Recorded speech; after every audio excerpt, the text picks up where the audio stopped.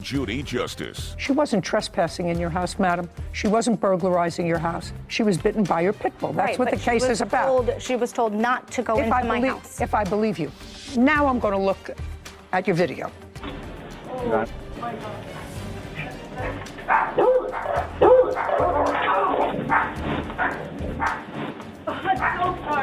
She even said it was her fault. It wasn't her fault. It was your fault. You had the dangerous animal. How is it my fault? I told her not to go in my house. Don't ask me any questions, madam. And now, the conclusion.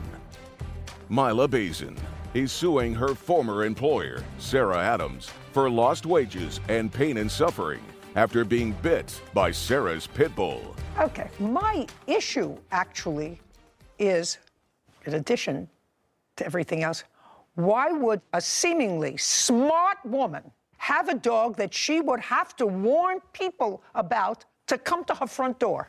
Why? I say to myself, why? I don't understand that. And when I was preparing for this case today, looking at the complaint and looking at the answer, I could do a little multitasking. I was reading the newspaper. This is today. A 7-year-old Louisiana girl was mauled to death by a neighbor's pit bull after it ran into her family yard. The name of the person is here. A child was playing outside her East Baton Rouge Parish home Friday when the dog barreled onto the property and viciously attacked her. Family member tried to stop the dog by hitting it with a walking cane, but the animal couldn't be deterred. First grader suffered multiple bites to her face and severe skull damage. She died. The dog was euthanized. The dog's owner told the officers he wasn't home during the attack and regularly lets the dog roam the neighborhood. He was charged Saturday with homicide. Yeah. Perfect. Perfect. I would go right from charge to execution. Your Honor, I also have proof that another lady down the street was bitten by... I'm going to get to you. I'm not finished. Okay. I'm not finished. I don't understand. I have others. Because it looks like you look like dog-sitting mom killed by pit bulls. North Carolina woman was mauled to death by 2 pit bulls she was dog-sitting for after the mother warned her to stop watching the animals, according to reports. That's all. Husband came home, found her in the backyard being eaten by 2 pit bulls that she was watching for her son.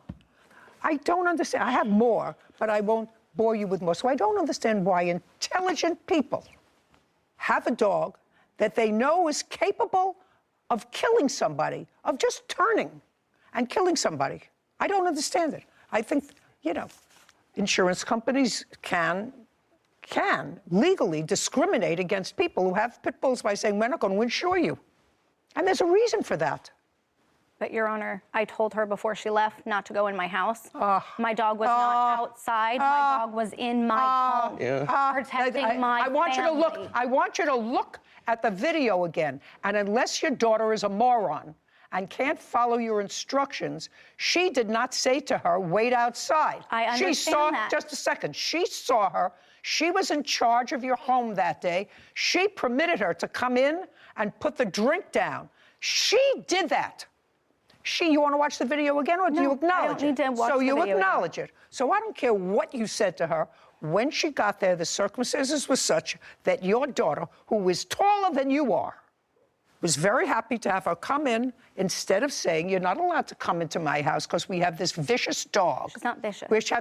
Oh, yes, a dog that bites somebody that's coming in with... She was protecting my children in my home. Just a second. I understand what you're saying, and I'm saying to you that she came in with your daughter within inches from her. And your daughter, when she opened the door, didn't you see the dog? No, I didn't realize. What? You didn't realize? No, it happened so fast. When I entered the door, I then realized, so I came back to rush to stop Mila, but she already got bit. It was too late. So it is my fault. Right! It's not your fault.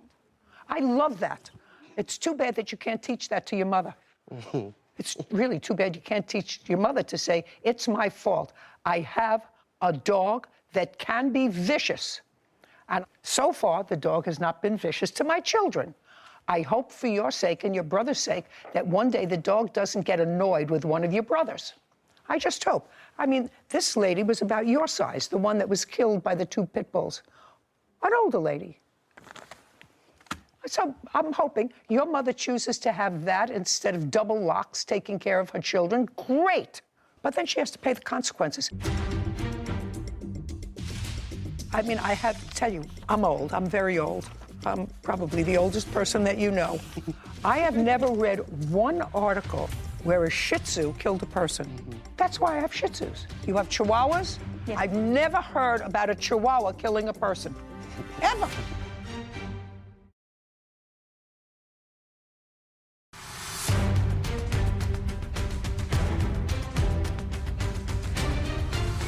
Mila Bazin claims her former employer, Sarah Adams, owes for injuries after being bit by Sarah's dog. Sarah says Maya accepted a $300 settlement from the incident. Now, may I see the note that you had from a previous neighbor? Yeah, so this is a text message from Sarah to me stating that the neighbor down the street... No, I can read. Okay. Nobody can state to you. Okay. What was the name of the other woman that got bit by your dog? Your Honor, it was my neighbor, and Just a second. I asked you for a name. Did she get bitten anywhere around this time? No. What year? It was 2020, and it was a dog fight that me and her were both trying to break up. Just a second. It was 2020. 2021, excuse me. Okay. She is my neighbor. Just a second. So a year before, when in 2021? Give me a month. I don't remember. Summer, fall, winter, Fall. spring? It was fall. So you're talking about September or October. Somewhere around there, yes. Was she treated for the dog bite? No, Your Honor, it was not severe. The answer is no. She was not treated for her dog bite. Not seen by anybody. Correct. Okay, can I see photographs of the dog bite, please? And I also have the first initial appearance that I went to the hospital.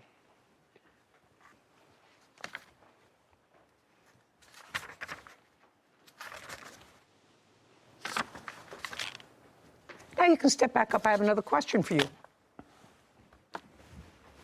Now you were there. I heard you say from inside, "Oh, I'm sorry, I'm so sorry." Is that right? Yes.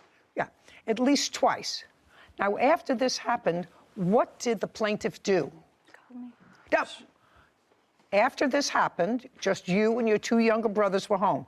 What did the plaintiff do? She was sitting outside on the porch. We came and gave her some towels. Who's we? My brother. So you got some towels. I saw she asked you for some towels.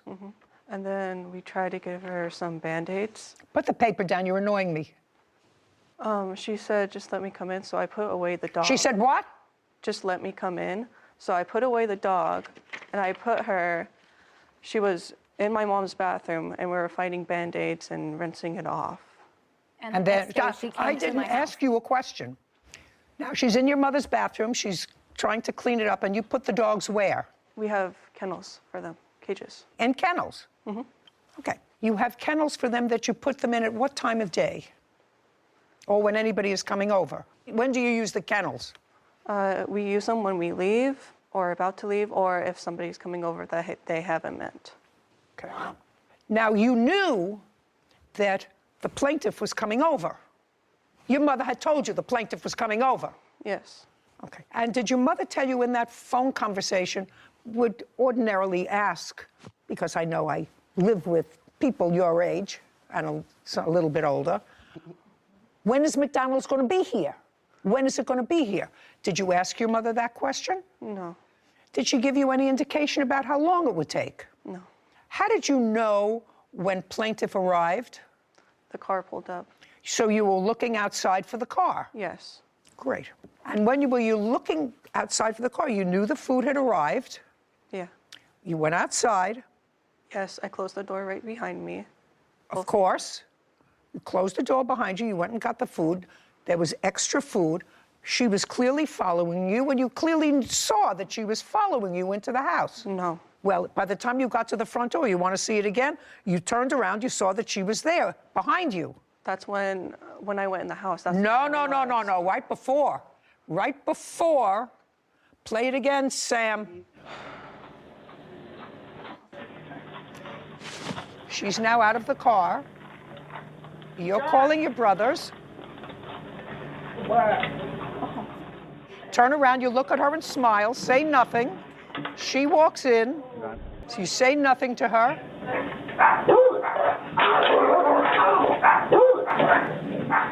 Got it? Don't come in here. Don't come in, just leave it outside. You're both smiling. Smiling.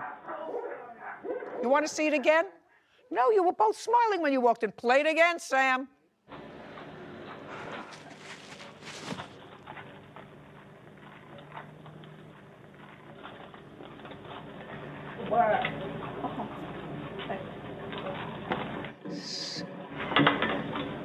Got it?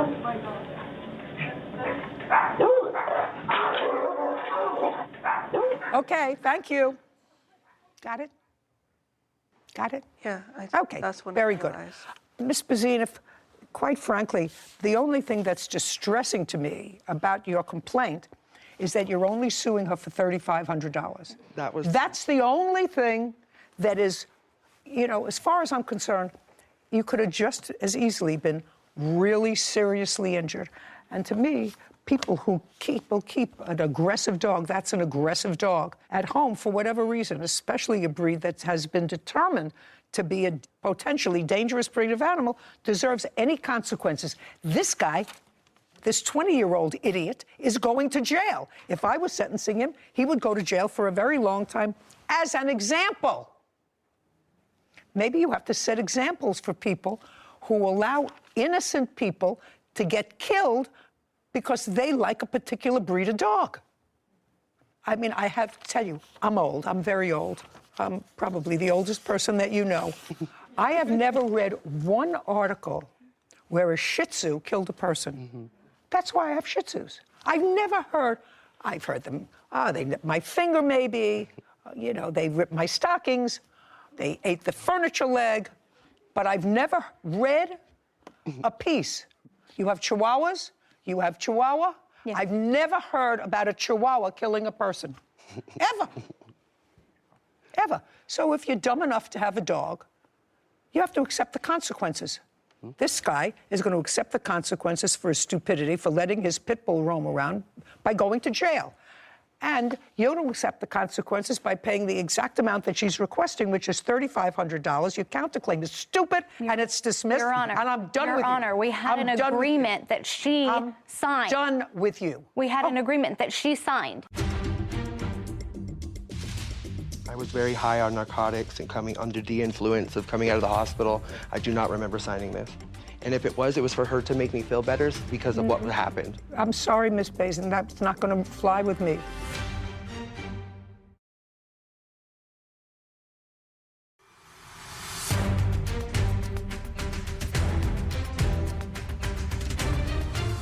Defendant Sarah Adams is accusing her former employee, Mila Bazin, of harassment after her dog bit Mila.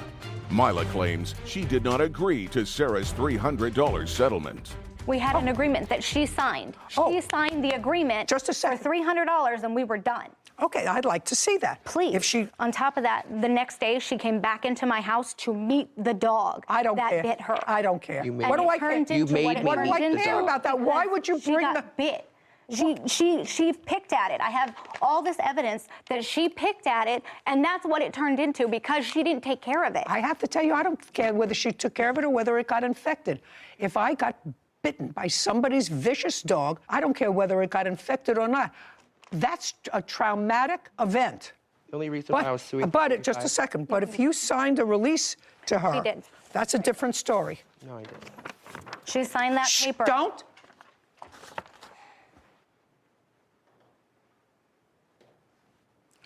Why did you sign this? This is clear. First, Kevin. Can I see it, please? And when is it dated on? Well, it says this agreement settles a dog bite that happened on 7/18. This was signed in October, November. Shh. If you shout out again. Because I was missing all my money. I was not getting paid. I needed something from her. What do you mean? I don't understand what you mean you weren't getting. Here. Is there a date on this? And I do have other things that she signed if you need to verify the signature. I was very high on narcotics and coming under the influence of coming out of the hospital. I do not remember signing this. And if it was for her to make me feel better because of what happened. I'm sorry, Miss Bazin, that's not going to fly with me. Well, That's not going to fly with me. If you accepted the $300, No, I didn't. shh, pay careful attention to what I'm saying before you answer. If you and the defendant in any action can at any time, even without a lawyer, if neither of you have a lawyer, I'm speaking, can settle a claim if they wish to settle a claim before getting the courts involved. That can happen. And that should happen in many instances. I'm not quite sure this one, but it certainly should happen more often than not. You settle for less than you were entitled to. You settled for $300. Did she give you $300? No, Your Honor. May I see that document, please? She did not. Okay. Let's see whether Also she did. referring to a car battery? No. Let's not get ahead of ourselves. I agreed to give Mila $300. Did she give it to you? No. Show me that you gave it to her. And when? I gave her cash. It's on camera at work. I handed to her at work with my boss there. My boss, you can call him right now. I'm He not will calling your corroborate it. Listen to me. I'm not calling your boss. That's your problem to prove it. I also helped her when her car broke down. I don't paid care. for a battery. I don't care. I paid for Listen lift to me. rides for her. I don't dog care. bit me. Shh. I don't care. All I want to see is proof that you handed her. I gave her cash. $300. I don't have proof because I gave her cash. And Well, it's that's a stupid. problem for you. Did she give you cash? Your Honor, no. No, She just helped a- me out with a car battery, Why and would then she you sign that? accumulated. Just a second. It doesn't say that you gave her $300. Your Honor, she's It lying. says I agreed to give her. She's lying. I handed her $300 and made her and had her sign that at work. We did it at work. She's lying. How she threatens Well, me. then I'm going to give this to you. She says you didn't give her the $300. You have no proof that you gave her the $300. You have no proof. I don't. You don't have any proof. $3,500. Judgment for the plaintiff. We're done. This court is adjourned. I feel like if it would have been a Shih Tzu that bit her and did that damage, I feel like the judge would have gone in my favor. And I knew I would get justice coming here for pit bulls. She takes care of the community, and I'm so glad that happened that way. I had a lot of evidence, and the reason why her bite turned into what it looks like now is because she didn't take care of it. She picked at it. I was happy to bring the kids food. I'm that type of person. Because I have documentation of her picking at it. She went to the hospital 4 different occasions. Pretty traumatizing. I know she was fine because I have text messages that prove that she was fine. And all of a sudden, the dog just got me. That it was her fault. She knew better than to go in the house. Right when I walked in, the dog lynched and grabbed my leg. I walked in, and then I realized there was a voice behind me. I went back and saw that Milo was back, and she got bit by that time, so I went to go help her. Locked its jaw. The burnt tooth went really far down deep. Me and the baby girl both had to hit the dog to get him off of me. I picked up the dog, and I put her in her kennel. Very terrifying. I still have PTSD, and even watching that video was shocking. She was constantly complaining about the dog bite to myself, my boss, slandering me every chance that she got. Absolutely ridiculous. And I said, Mila, look, this needs to be settled once and for all. Bullied me and put me in a position, cornered me, and made me do what she wanted to do. She was my boss, so whatever she said, I had to do. What do you want? She said, give me $300 and I'll sign something saying we're done. So that's what I did. I don't know. Some people are different. So I just wanted to point out a distinction in the articles that you brought in. I know you've been hearing these pit bull cases for decades, and so I understand your outrage every time you see one. But the distinction in the news articles that you brought in today as examples, as well as this case, there's a couple key differences. One, the main one being, in the newspaper articles, the dogs were outside the home, outside the control. And in this case, the defendant wanted to make it especially known that the dog never left her home. However, from a legal standpoint, it's a more egregious charge if you allow your dangerous animal out and about in society without any sort of warning. However, just because it's inside your home doesn't absolve you from that responsibility. The plaintiff was still an invitee into the home. Like you had said, the daughter had every opportunity from the street all the way up the sidewalk, all the way onto the porch, and even into the screen door that you can see on the video opened up. Never once said, oh, just wait outside. Even with my own dogs. Or leave the food on the porch. Even with my own dogs, golden retrievers, sometimes I never know if they're going to be overexcited. I say, just hang on 1 second out here. Let me make sure they're good. And I make sure they're happy, whatever. And then I say, come on in. So she had every opportunity to do that, and she didn't. So like you had mentioned to her, it's not like the plaintiff was a trespasser or trying to steal or trying to harm her children. And you're still responsible for your dangerous animals, even if they're inside your home. Yeah. So just think that's a word to the wise, that it's not just when they're outside your control that you can be held liable. I thought it was also interesting, now that I think about it and listen to what you're saying, Usually when you have a dog that you know is dangerous, because let us assume that I believed her when she said, I said don't go into the house, which I don't believe her. You usually have a sign if you live in a private house and you're using the dog for protection, to have a sign, dangerous dog. Beware of dog. Beware of dog, because somebody may come and deliver a package, open your screen door. You never know when something can happen. So you at least give the public notice that there is potentially a vicious. 10-year-old Isabel Irwin is suing her father, Neil Irwin, for personal belongings. Court come to order. All rise. Have a seat, please. Case number 27, Irwin versus Irwin. Thank you. You're welcome. Miss Irwin, this is your dad, Yes, he is. and you're 19? Yes, I am. According to what I read in your complaint, your parents divorced when you were 10, Yes. and your father was your primary custodian. You lived with him. Yes, I did. Did you graduate from high school? Yes, I did. When you were 10, 11, 12, 13, 14, 15, and 16, did you live with your father? At the age of 15, I moved out because... Okay, so at age 15, you moved out. Yes. Because here you said, when I was 18, my father kicked me out of the house for no good reason. Yes. Guess what? Well, you've just told me that you left the house when you were 15. Yes, and I lived with my mother for 2 years, and... Okay, so from age 15 to 17, you lived with your mother. Yes. Is that because you were having difficulty with your father? Yes. Okay, and then you went to live with your mother. Yes. But that didn't last. No. So now, at 17, you go back to your father, Yes. and you stayed with him until you were 18. Yes, correct. So far, I have the fact that your family is a little dysfunctional, but that you had certain problems. I moved out when I was 18. Just a second. Would that be a fair statement, that you had some problems? No, it would not be. Okay.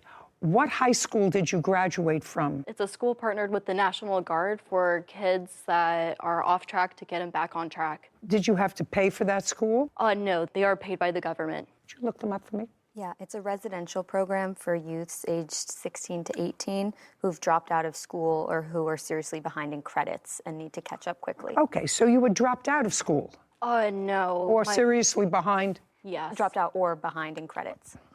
Okay.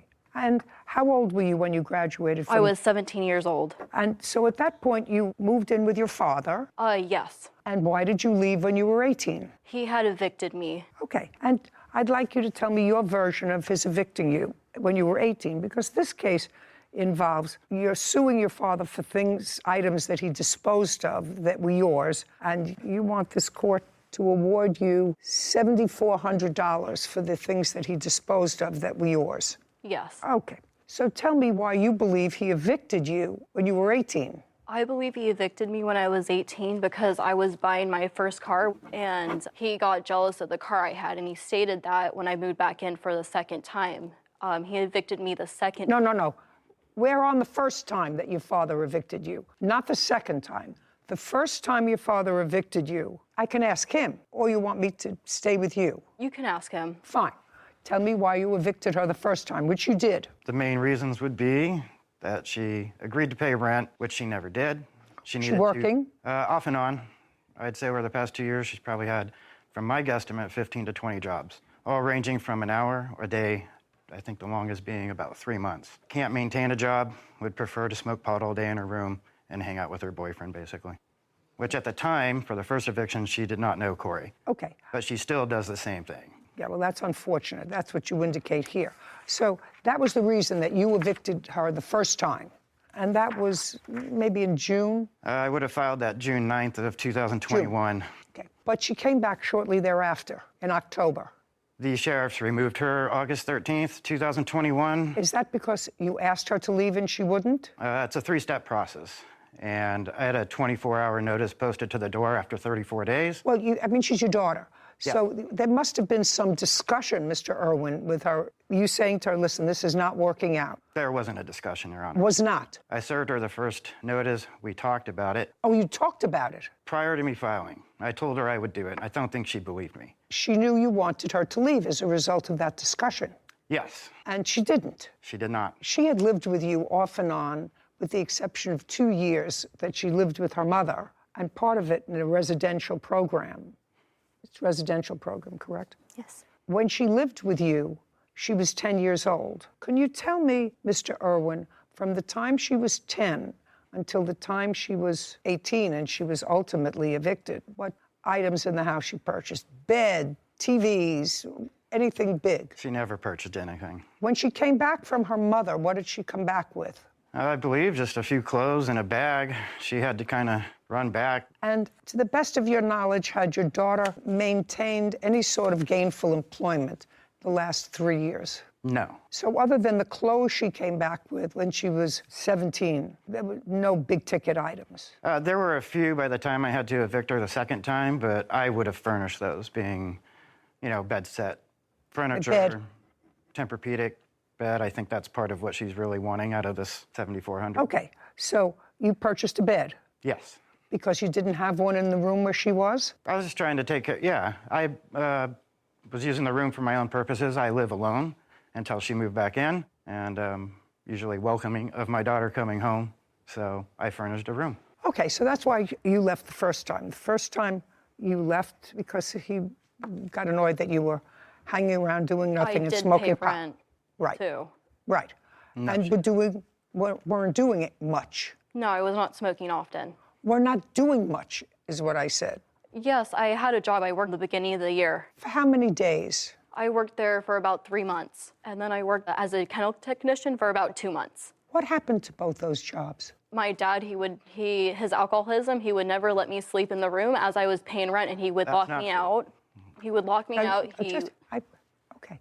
He would lock me out, and he would flip the garage switch, so I wasn't able to get access to the house. I wasn't able to get clean, so I couldn't obtain the job, and my mental health wasn't there for that job, so that's why I took the kennel technician job, and that's when he evicted me. Where are you living now? With my boyfriend. That's him. Yes. And where are you working now? I am unemployed. Sorry, that's easy. So now you're not working. Now nobody's locked you out. Nobody's made it impossible for you to work. And what kind of work does your boyfriend do? He is construction. I do DoorDash. Okay. Your boyfriend is construction. Yes. How old is he? He is 20 years old. You're Corey. Yes, Your Honor. Who do you live with? My mom and her new husband. How did I know that? How did I just know that? It's so perfect to be old that, I mean, I ask the questions. I could have asked the questions and answered the questions. So you and your girlfriend live with your mother. Yes, Your Honor. Did you graduate from high school? Yes, Your Honor. And what's the name of the company that you work for? Landscape. Do you work for them full time? Yes, I do. For how long? I've been working for them about 2 months now. 2 months? Yes. Prior to that, what did you do? I worked for Chewy. Chewy, the dog products? Yes, Your Honor. What happened to that job? I just wasn't liking the job anymore, and I thought I could do a lot harder work, and that's what I strive to do, is just continue trying to be the best person I can. And what does your girlfriend do all day when you're out in your landscaping job for the last 2 months? She stays busy going to the gym and making sure that everything is in tip-top shape, and just bringing me lunch when I'm on my break for work. And you're living in your mom's house. Be a fair statement. You don't have to be a math wizard, which I am not, because you don't have enough money to move out into your own place. Yes, Your Honor. Does your mom work? Yes, she does. Who else lives in the house? Her newly husband. Now, you have a room in your mom's house? Yes, Your Honor. Is it furnished? Yes, Your Honor. Who bought the furniture? I bought the bed set, and Tell me when you bought the bed set. I bought it about 2 years ago because we moved there recently. So what you're telling me is you purchased a new mattress Yes. with your earnings. Yes, Your Honor. And how much was it? It was about $1,500. And if you left the house, you would want to take your mattress because you bought it. Yes, Your Honor. You wouldn't take any of the other furniture in the house because you didn't buy it. Yes, correct. Whether it's your dresser or a TV in your room, your parents bought that. Yeah. The mattress you bought. Yes, Your Honor. Now you can sit. Show me. that you gave him $3,000. I can't figure that you had saved $3,000. I gave him that to purchase the mattress because that was the time I was purchasing my car. How could you purchase a car? You don't work.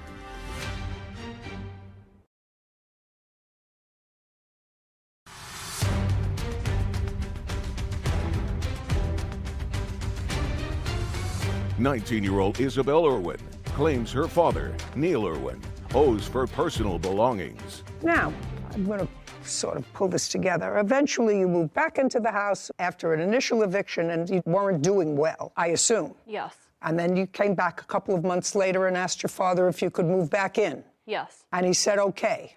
Yes. And that didn't work out. He was unhappy with the arrangement. I was paying rent before. He was kicking me out, so I decided not to pay rent. Whatever the reason, he wasn't happy with it. You were gone for a couple of months. He evicted me, yes. Yes. Well, he evicted you for a reason, Miss Irwin. You have to stop being a baby. He evicted you for a reason. He took you back because you went there. You said, I have no place to go. I assume, without going into specifics, because you look a little frightened, and I don't have to get that crazed with you because it sounds like a very sad situation. He said, it's not working out again. I want you to leave. And when you left, you did not, according to you, take your stuff. And your father, at some point after he received a text message from you, which I assume you have, sir. I do. Which said, have a nice life. After he received that, waited a while and disposed. That was a statement I made because I asked him to help me fill up my tires because they needed air, and I saw him pull into the Safeway parking lot and leave with his groceries, and he never helped me. Okay. So you said, have a nice life. And then you want a whole bunch of things from the house. Now, I want you to tell me, with your limited work history, which you have, hardly enough to sustain yourself, because in October you came back to him and said, I need a place to live. So I want you to tell me what you purchased. I purchased the Tempur-Pedic bed. And who did you purchase it from? My father. You purchased it from your father? Yes, he made the original purchase and said I could just give him the money, which I did. Okay. And how much did you give him for the mattress? $3,000. That's incorrect. Show me that you gave him $3,000. I can't figure that you had saved $3,000. I gave him that to purchase the mattress because that was the time I was purchasing my car. How could you purchase a car? You don't work. You don't work.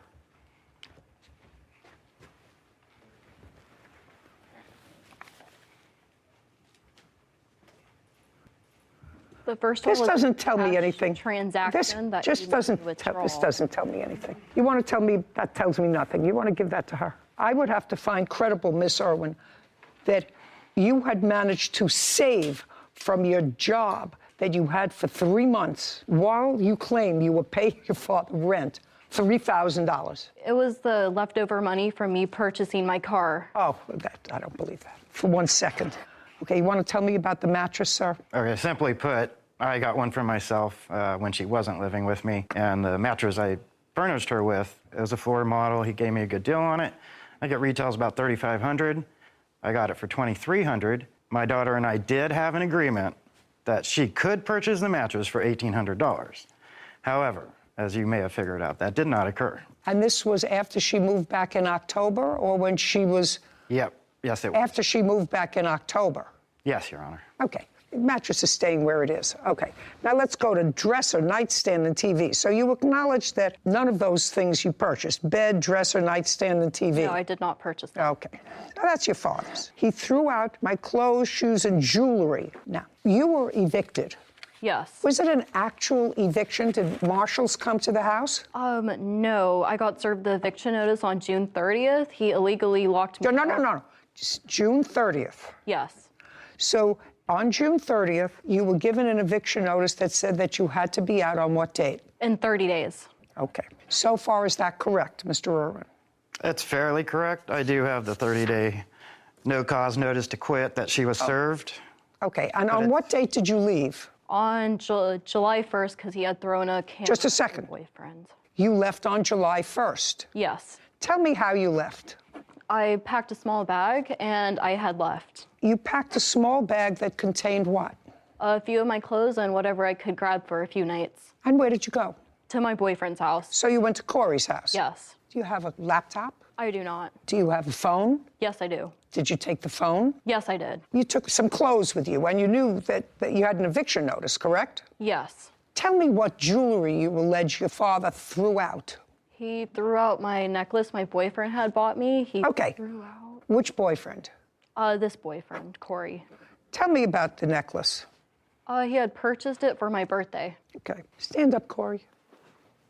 Tell me about the necklace you purchased. I had purchased it from K Jewelers. I had purchased it for about $250. Okay. When? On her birthday, just a little before. When's her birthday? February 20th. Did she wear the necklace? Yes, Your Honor. Every day? No, just on occasions, whenever we'd go out and do stuff and all that. When she came to your house with her bag, did you ever see the necklace again? No, I did not, Your Honor. Do you know where this necklace is? I do not. Did you throw away a necklace? I guess anything's possible because when she left and sent me the "have a nice rest of your life" text, it looked like a hoarder's room, so I guess anything could have been in there. Who cleaned it up? I did. Didn't see a necklace. Didn't see a necklace. Okay. Were you looking for anything of value? I wasn't looking for anything. To me, it looked like old clothes that probably hadn't been worn in years. Okay. I just wanted to clear out the room. Fine. Have a seat. Other than that necklace, what other jewelry did you have? I had some rings I purchased from Ojai, California on a trip I previously took for my dad. Okay. What else? You took a bag of clothes. What specific? Because you had jewelry, shoes. I assume you took some shoes with you because No, you were going I to be did there. not. But you were wearing a pair of shoes. Yes, I was. I was wearing my old shoes. Okay. When you got rid of all of the stuff, Mr. Irwin, you didn't go through any of it? No, I did not. Did you give her any notice that she had 10 days, 2 weeks to get her stuff? I did not give her notice. On what date did you dispose of all of her stuff? It would have been around July 20th, about 20 days after or so. Okay.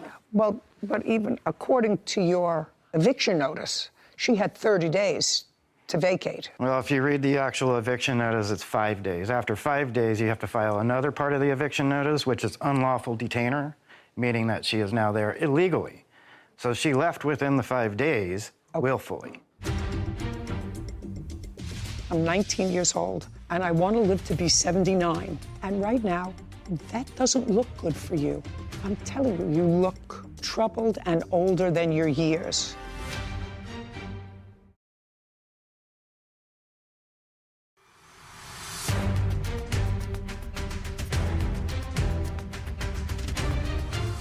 "19-year-old Isabel Irwin has accused her father, Neil Irwin, of throwing out her personal property. Neil claims he paid for Isabel's belongings. Okay, so you didn't file the next step. I did not. So she left within 5 days. That was the Yes. agreement. And she just left the place a mess. A mess, yes. Okay, who is this? This is my mother, Janice Leonard. Could you stand up, please, for a moment? Miss Leonard, how many grandkids do you have? Well, from Neil to I have 6. Did you and Miss Irwin get along? Oh, yes. She came to, we lived in Idaho at the time. I had an equestrian center. So every summer she would be there all summer long. We taught her to ride. She had the best horses. She jumped. She was a fantastic rider. But as the years went on, it was just getting more difficult. When she turned 14, her behavior changed drastically. Can you describe, I know that you moved back to where your son lived. And according to the answer, he gave you a key to the house. He was in Las Vegas on a trip. That's correct. Could you describe when you went into the house what Miss Irwin's room looked like? Every time I would go over there, the house would be worse every single day. And there was a very strong, pungent smell, so I thought the dogs were going to the bathroom. Her room was a total disaster. There's clothes literally strewn, I don't know how tall, but 12 inches maybe. Nothing was ever picked up. And one day, before Neil came back, I said, this place is really smelling bad. And later I learned that they were smoking marijuana. They would be in the bedroom and giggling and in the bathroom together. And when I would come, she'd only be there for maybe 20 minutes and they both would leave. There was no respect, I have to say. I've seen her in action and she can be very nice and very polite, but there's a whole nother side that is actually very scary, to the point when she was years ago, 14, my husband and I were locking our bedroom door because we were afraid of her when she stayed. Okay. Thank you. Isabel, is that what they call you, or they have a Yes. Isabel. Word of advice, caution. You're 19. Yes. You look older. That's not a compliment. You seem like an intelligent young woman, Thank you. but I see issues there of blaming everyone else, and it's very possible that your father and your mother and other people share the blame in your issues. That's possible. But at this point in your life, Isabel, you're just starting, and you can either spend your life blaming somebody else, parents, grandparents, siblings, for where you are, or you can say, I have to get myself some help, and put a period, because I'm 19 years old, and I want to live to be 79. And right now, that doesn't look good for you. I'm telling you, you look troubled and older than your years. Your father looks better. Your grandmother looks better. They look appropriate to their age and stage and clearer. So I think that you should get some help. I also think, Mr. Irwin, there were things in her room, and believe me, I have seen rooms like that. You know, I have been involved with lots of kids and grandchildren. Most of them grow up, and once they get a place of their own, they walk around with a bottle of Windex and Bounty and clean up after everybody's fingerprints. But if they're living in their parents' house or their grandparents' house, they live like slobs. Sometimes that never changes. But, you know, there's messy, and then there is dysfunctional. And what you are describing is dysfunctional. And I think if your daughter was honest, she would look and she would say, that's dysfunctional. You were in the room, Corey? Yes, Your Honor. Stand up.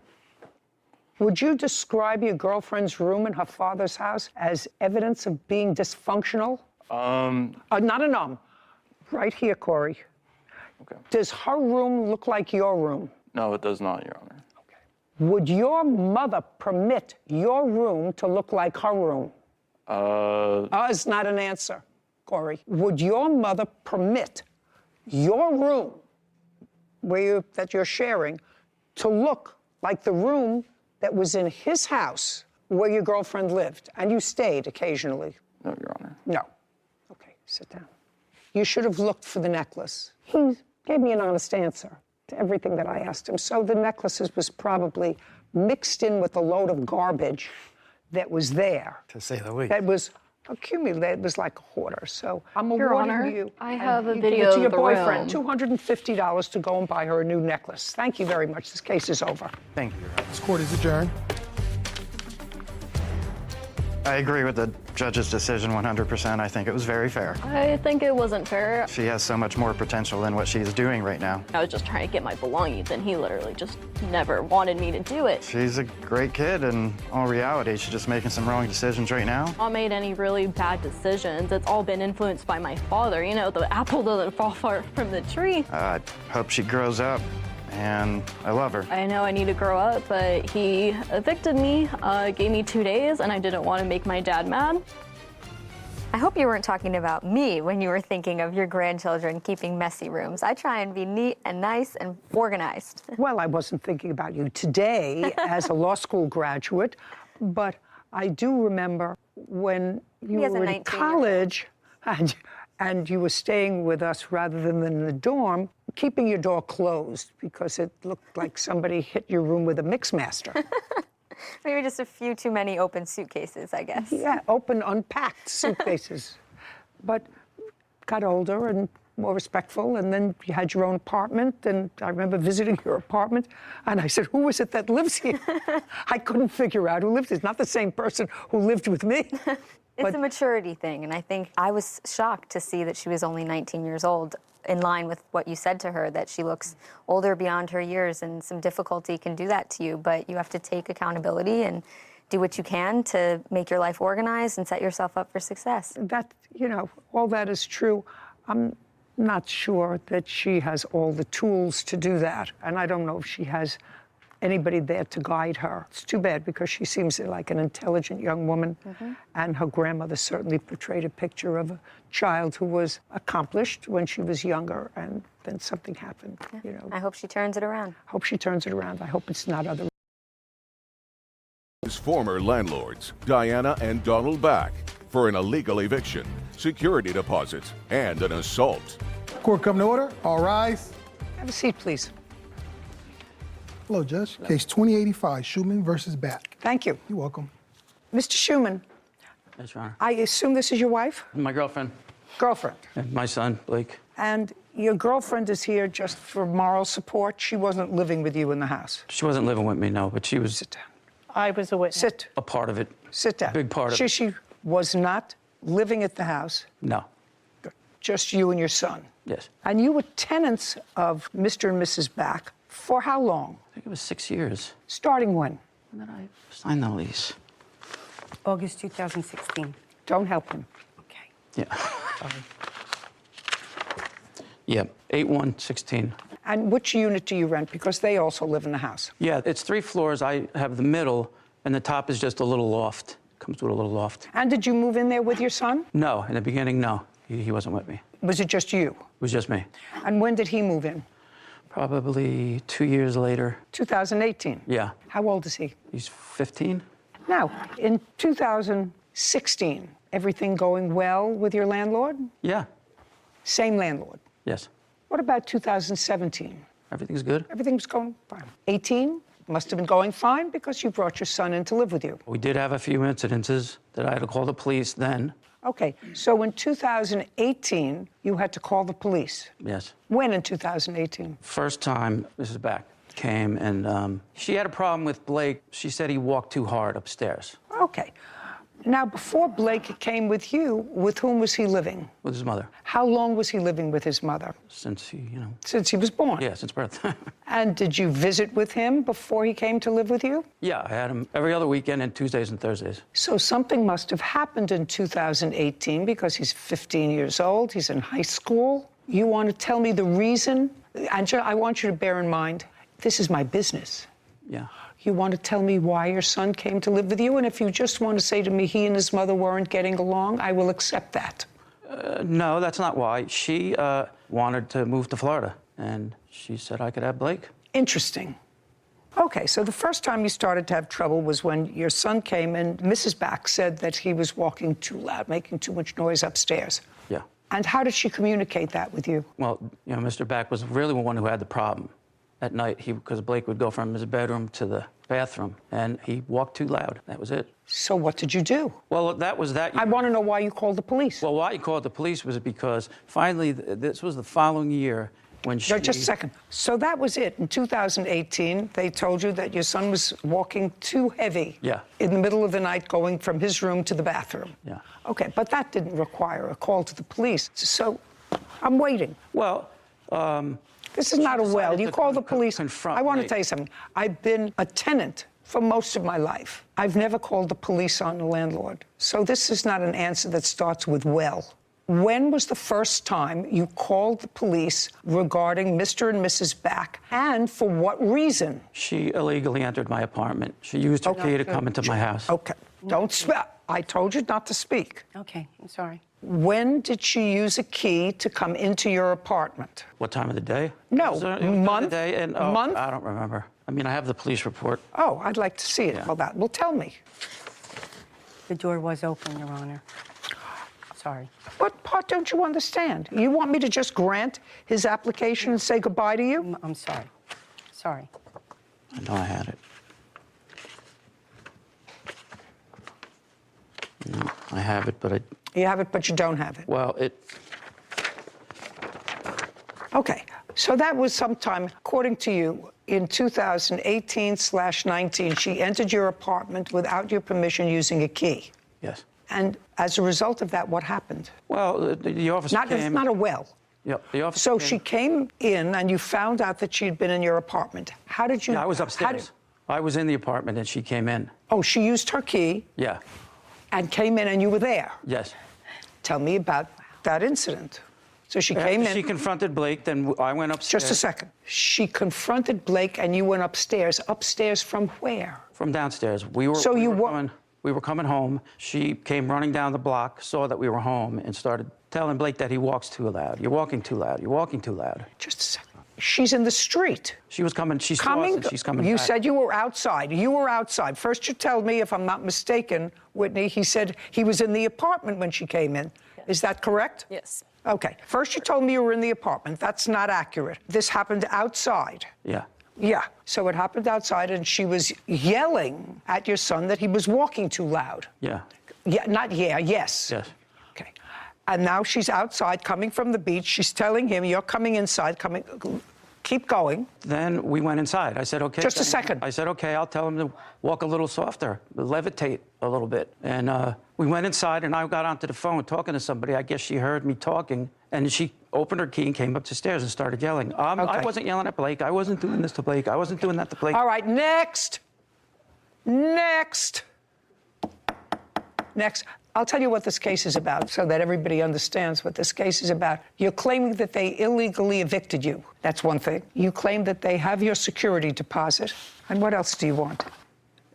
You say that there was a simple assault because when yelling at you, one of them spit on you. It was a lot more than yelling. I don't care what's yelling. Nobody hit you. That's either a yes or a no. No. You panicked. Yes. Because somebody was looking for your father and you knew it was the landlord. No, I didn't. I thought someone was trying to break in. Blake, let's get real, okay? Let's stop with the scripted scenario that your father is giving you. Because if don't speak.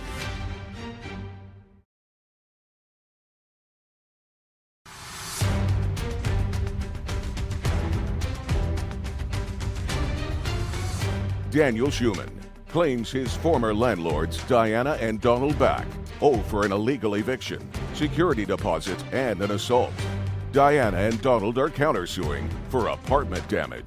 Now, illegal eviction, return of security deposit. And you lived there until when? Until June of this year. Now, in June, something happened, and that's where your girlfriend has some information, because it was June 3rd. You are Gina. Yes. Perfect. You and Gina were in bed asleep. Does Gina have her own car? Yes. Do you have a car? Yes. So that's two cars. Yes. Where are you supposed to park? Well, we don't have a driveway, so you can park on the street if you want. Okay, so you weren't parked anywhere near the house? No, across the street. Correct? Yes. So his cars weren't blocking yours? Yes, they were. Where was your car parked? My car was parked out front behind his disabled spot that he has for himself, and only him. Just a second. Behind him. There's a disabled parking spot on a public street? Yes, but it's only his, for his number only. So no one else can park there, or they get ticketed and towed. Even if you're disabled. Shh.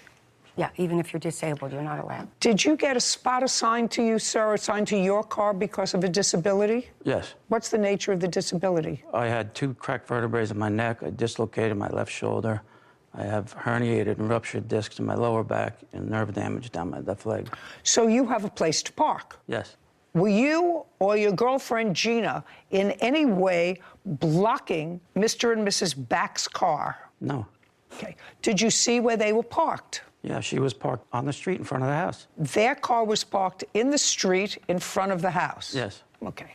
Go. June 3rd, where was your car? So my car was parked behind his disabled spot. My husband came in and showed me a ticket that was on my car, and I couldn't understand it because there's no meters or anything. And when I went to look at the ticket, it took me a little time. I checked it. It was for unregistered vehicle. First time in my life I've ever done something like that. I went online right away because I said, I know I did this in April in my mind because I do everything online. Obviously, I never sent it through, and I didn't realize it. Cops in the town have a scanner. They scanned my card, they gave me a ticket. I'm responsible for that. I understand that. But when I spoke to the cop, he said... No, don't tell me what the cop said. Well, I can get a ticket every 12 hours. So I panicked. I said, okay, I'm going to try... Now I understand what's happening. But I needed to get my car Just a off the second. road. So now I understand what happened. She got a ticket parking on the street. And the ticket for parking on the street was for having an unregistered vehicle. Yes. Your car was not parked in your designated handicapped spot. Instead, you and Gina were parked in the street. Yes. So she came to you to ask you to take your car and put it in your handicapped spot so that she could park in the driveway. No. Well, we just asked for, just needed one of them. Can you see, Just a look sec. at this picture? Just a sec. And then you'll understand what I mean. You asked one of them to move their car? I tried to just get in touch with both of them at this, just get their attention. You said, Miss Back, no to me very fast. I want you to listen to what I asked them said. to go, and there's six parking spots on this lot. So I didn't need him to go in his spot, is what I'm trying to say. It doesn't matter. I just needed him You need to for me move? get through. He could have stayed there the whole night if he wanted to. Okay. And what time was this? My husband walked in about 20 to 9. I started to look it up, thinking that something was wrong. By the time I figured that out, then I knocked on the door. Just a second. No Give me a answer. time that you went to his door to knock at the door. I started knocking on the door about 9 o'clock, a little bit after, maybe 9 o'clock. And then I proceeded to text, and I proceeded to call. Okay. Now, prior to that, Mr. Schumann, prior to that date, at about 9 o'clock, when was the time immediately prior that you called the police about the behavior or a complaint about Mr. and Mrs. That was Back? after. Shh. Okay. What don't you understand? When I called the police, it was probably about 9:45. No, prior to that night, when she wanted you to move your car, when was the time immediately preceding that you called the police about any conduct of Mr. and Mrs. Back? Yeah, I don't remember the date. Give me the month and year. Oh, wow. It was... So far, we have maybe 2018. Maybe 2020. So that was the second time that you've called the police? Yeah. I'm sorry. You keep saying that. Okay. 2020. What was that about? What that was about was she was downstairs with her friends. They were smoking so much marijuana that we couldn't breathe on the second and third floor. And Mrs. Zanino called her and said, you guys got to knock it off. You got to stop. We can't breathe up here. Had to open the windows, had to turn on fans, and I had Blake there. May I see the police report? That one I don't have. They wouldn't give it to me. They said because... Just a second. That they said you don't have that police report, but that you called because of smoking marijuana. Yes. Okay. And that was the time immediately preceding the call at 9:45 in June of 2022. Yes. There were no calls in between. No. Is that correct? One after, but not before. One after. 2 days later. 2 days after The altercation. Yeah. After the altercation. Okay. So now, according to you, you and Gina are in bed, sound asleep at 9 o'clock. Yeah. Where is your son? He's downstairs on the second floor. That's where his bedroom is. Okay. But downstairs, when you want to get in, do you get in from the second floor or the third? Come in the house, you got to come in from the first floor. And then... Walk up a flight of stairs. So you have Yeah. to pass where your son is. Your son is on the second floor. Oh, yeah. If I'm going up to the loft, the bedroom door is right there. Yeah. Okay. What's your son's first name? Blake. Blake, stand up. Move over next to your father. You're 15 years old? Yes. 15-year-olds don't go to sleep at 9 o'clock at night. June 3rd, 2022, where were you? I was in the bathroom. You were in the bathroom? Yes. All night? No, not all night. Well, when were you in the bathroom? Around 9:30 When did you hear banging on the door? was around that time. It was around 9:30? Yes. What did you do? Well, I didn't know what was going on. No, you heard banging at the door? Yes. Did somebody say something? Well. Not well. Look at me. All you have to do is remember this. Don't speak, Mr. Schumann. Don't speak to him. No, he's nervous. Don't speak to him. He won't have to be nervous if he tells the truth. So you see, you just have to cool it. Do you understand? Yes, Your Honor. Perfect. You have people who call the police on you all the time. You're going to get down on the ground, kiss the ground, and say, thank God for they're not in my house anymore. Do you understand? Kind of. He's happy. What do you mean, kind of? Well, what do you I mean, wasn't kind ready for the change at the time. Oh, you sound time. ridiculous.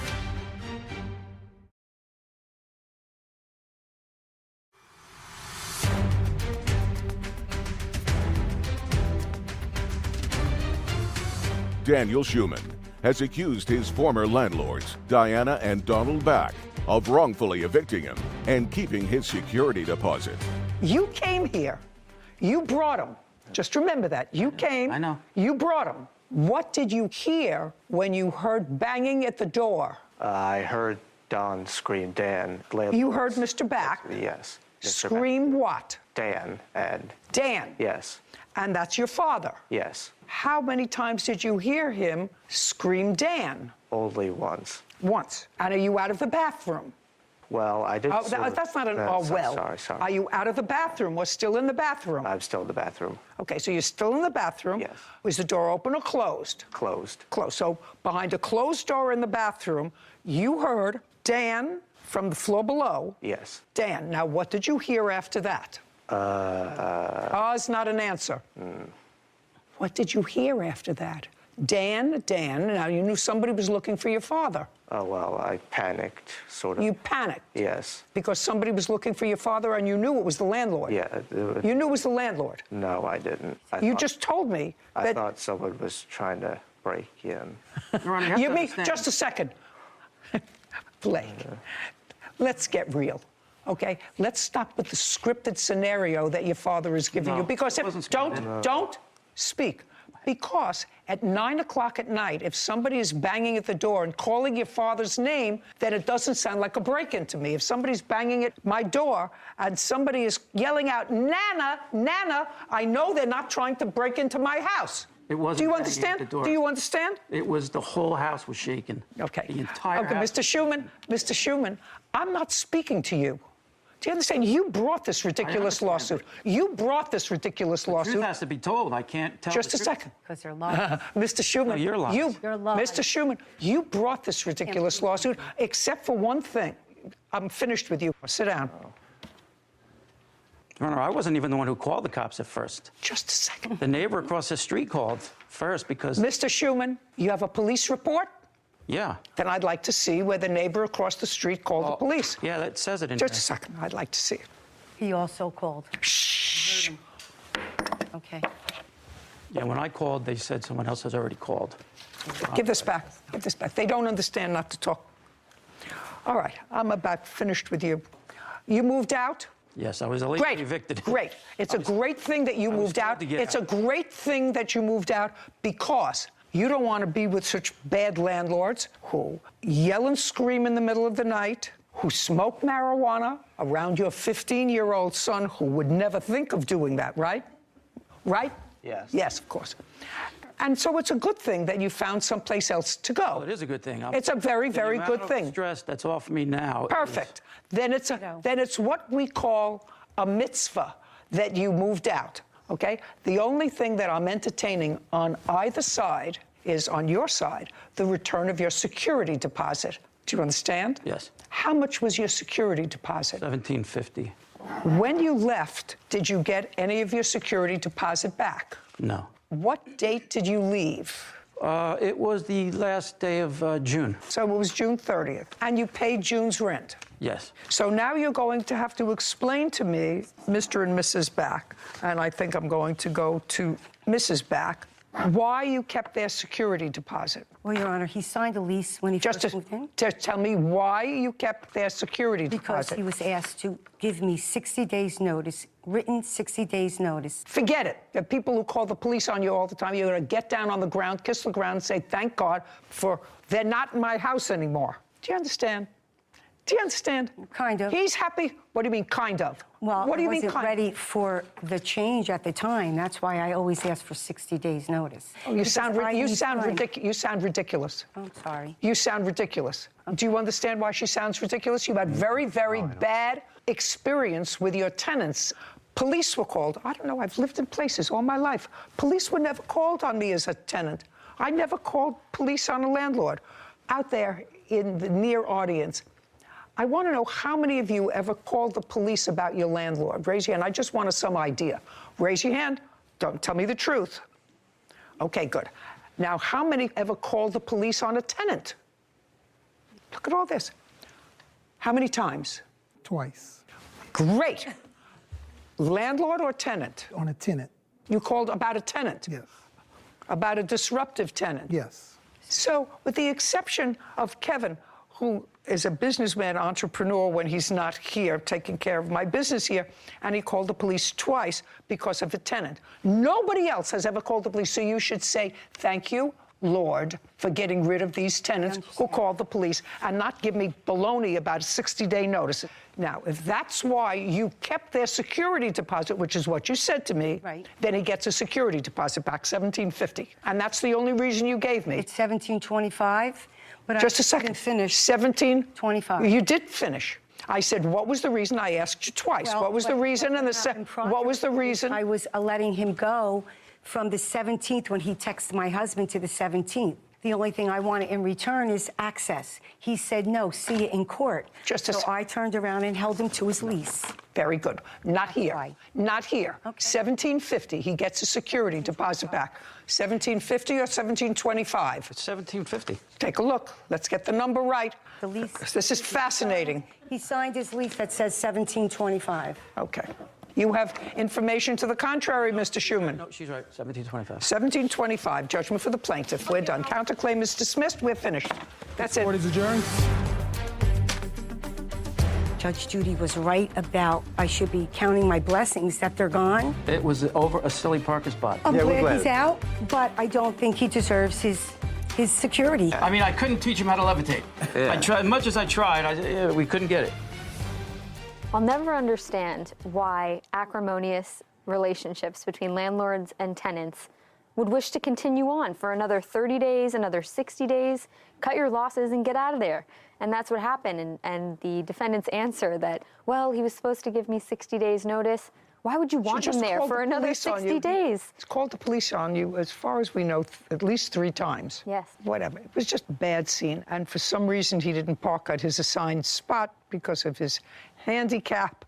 He parked, whatever. I think everyone should just cut their losses and go move home. on and be happy. Life is so short. Katie Calderon and Amante Nepomuceno for rent and the cost of 2 cats. Court come to order. All rise. Have a seat, everyone. Case 2170, Jolie versus Calderon Nepomuceno. Thank you. You're welcome. Oh, my goodness. Calderon. Hello. What's your first name? Amante. Amante? Yeah. Good. It's much easier than your last name for me to pronounce.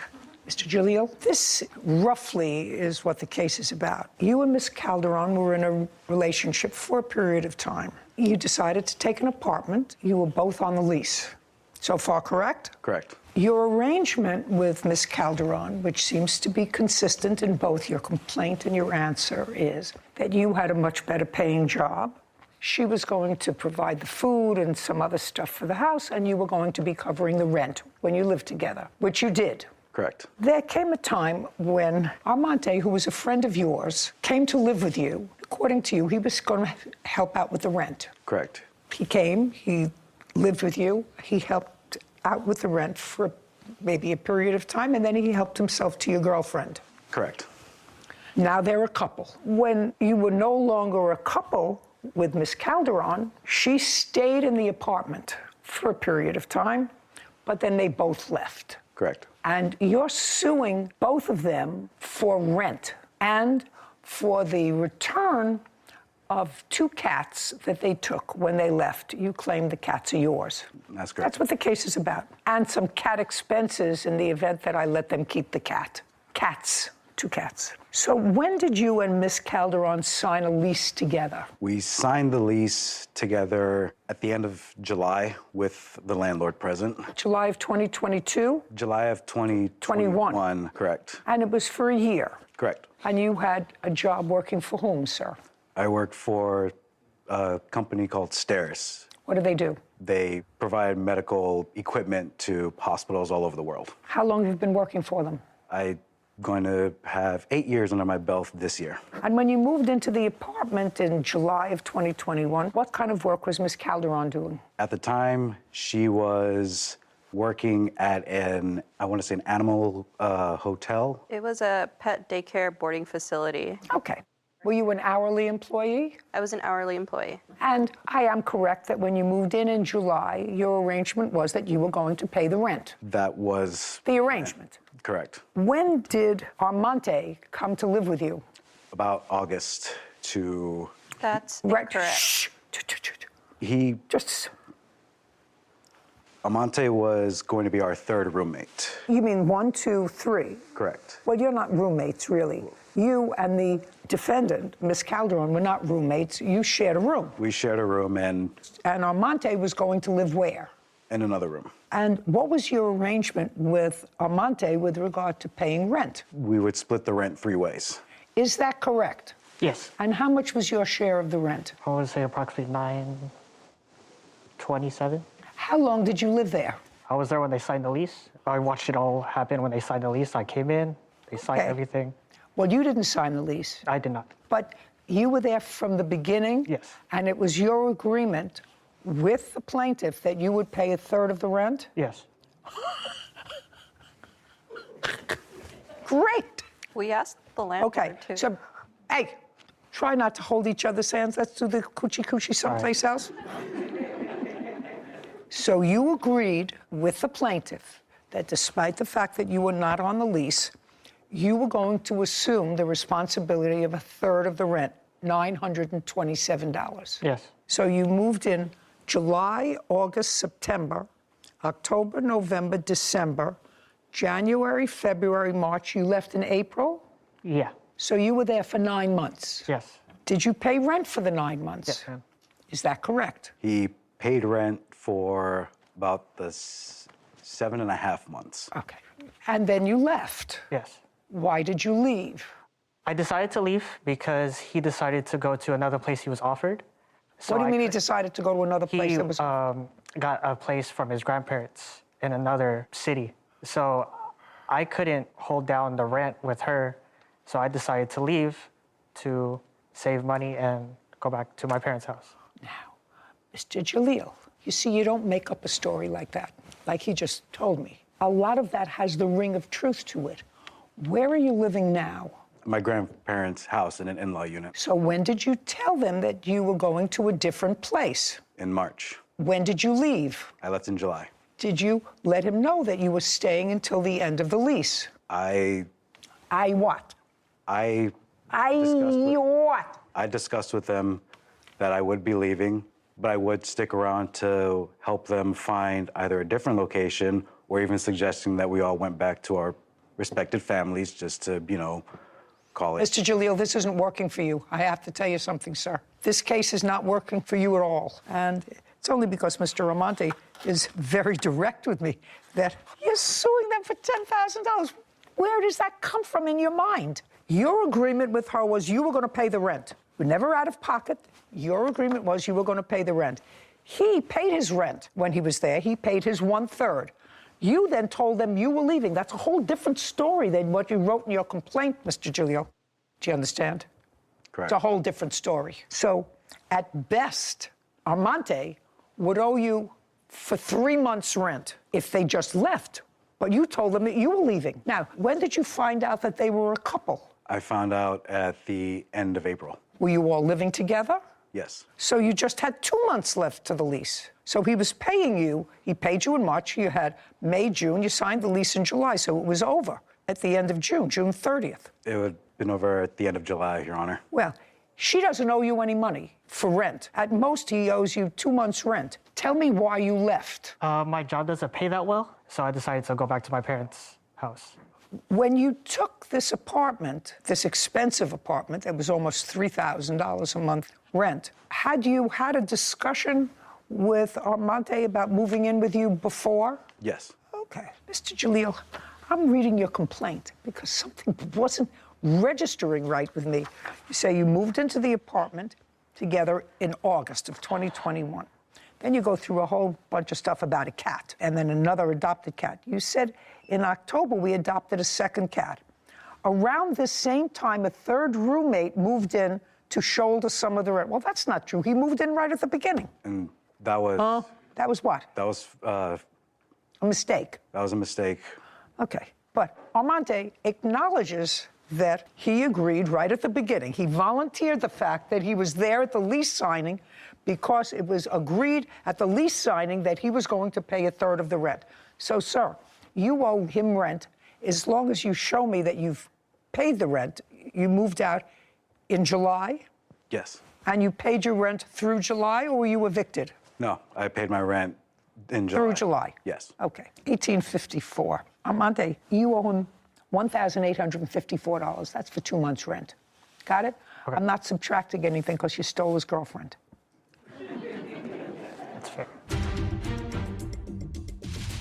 What were you requesting when you filed your small claims case? Either the return of both cats or $5,000. That's not happening for you, Mr. Jalil. And later today, There were restrictions put on the space. No. You have to pay attention. Okay. Sir, because what I'm suggesting is really in your favor. Oh, okay. Let me. Okay.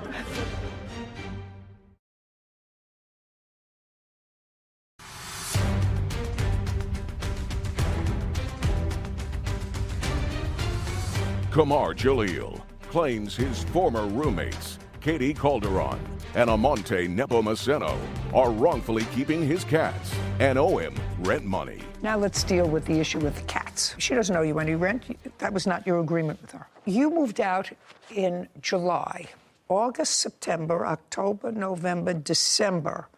5 months ago, she's had both cats, right? Correct. She says they're her cats. When did you first file a small claims case? September of 2022.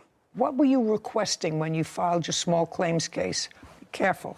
I was requesting either the return of both cats or $5,000, which was the accumulated expense of not just the cats, but also the expenses of her dogs as well. So any animal expenses for the time. That's not happening for you, Mr. Jalil. When the cats were either registered or went to the vet, whose name is on the sheet as owner? I believe it was Miss Calderon. Is that correct? That's correct. And she owns the cats, and she's had them for the last 5 months. I suggest that you go and adopt 2 more if you want some more cats. You understand? Yes. You were living together as a couple. However, your friend Armante has to pay you for the couple of months' rent that he didn't because he says, not you, he volunteered that was your agreement from the very beginning. So he owes you $1,854. We're finished. Thank you very much. This court is adjourned. I think he's just kind of butthurt that I moved on. At least now I can put everything behind me and say that I did try. I didn't think it would escalate this far. All you can do in a situation like this is just you learn from it and you move on. The heart wants what the heart wants. This is what it is. It's life. I find fascinating, Sarah, that people will write and or be assisted in writing a complaint and an answer, but they read it over. This man is an intelligent man. He has a serious job for 8 years. First of all, he was suing for $10,000.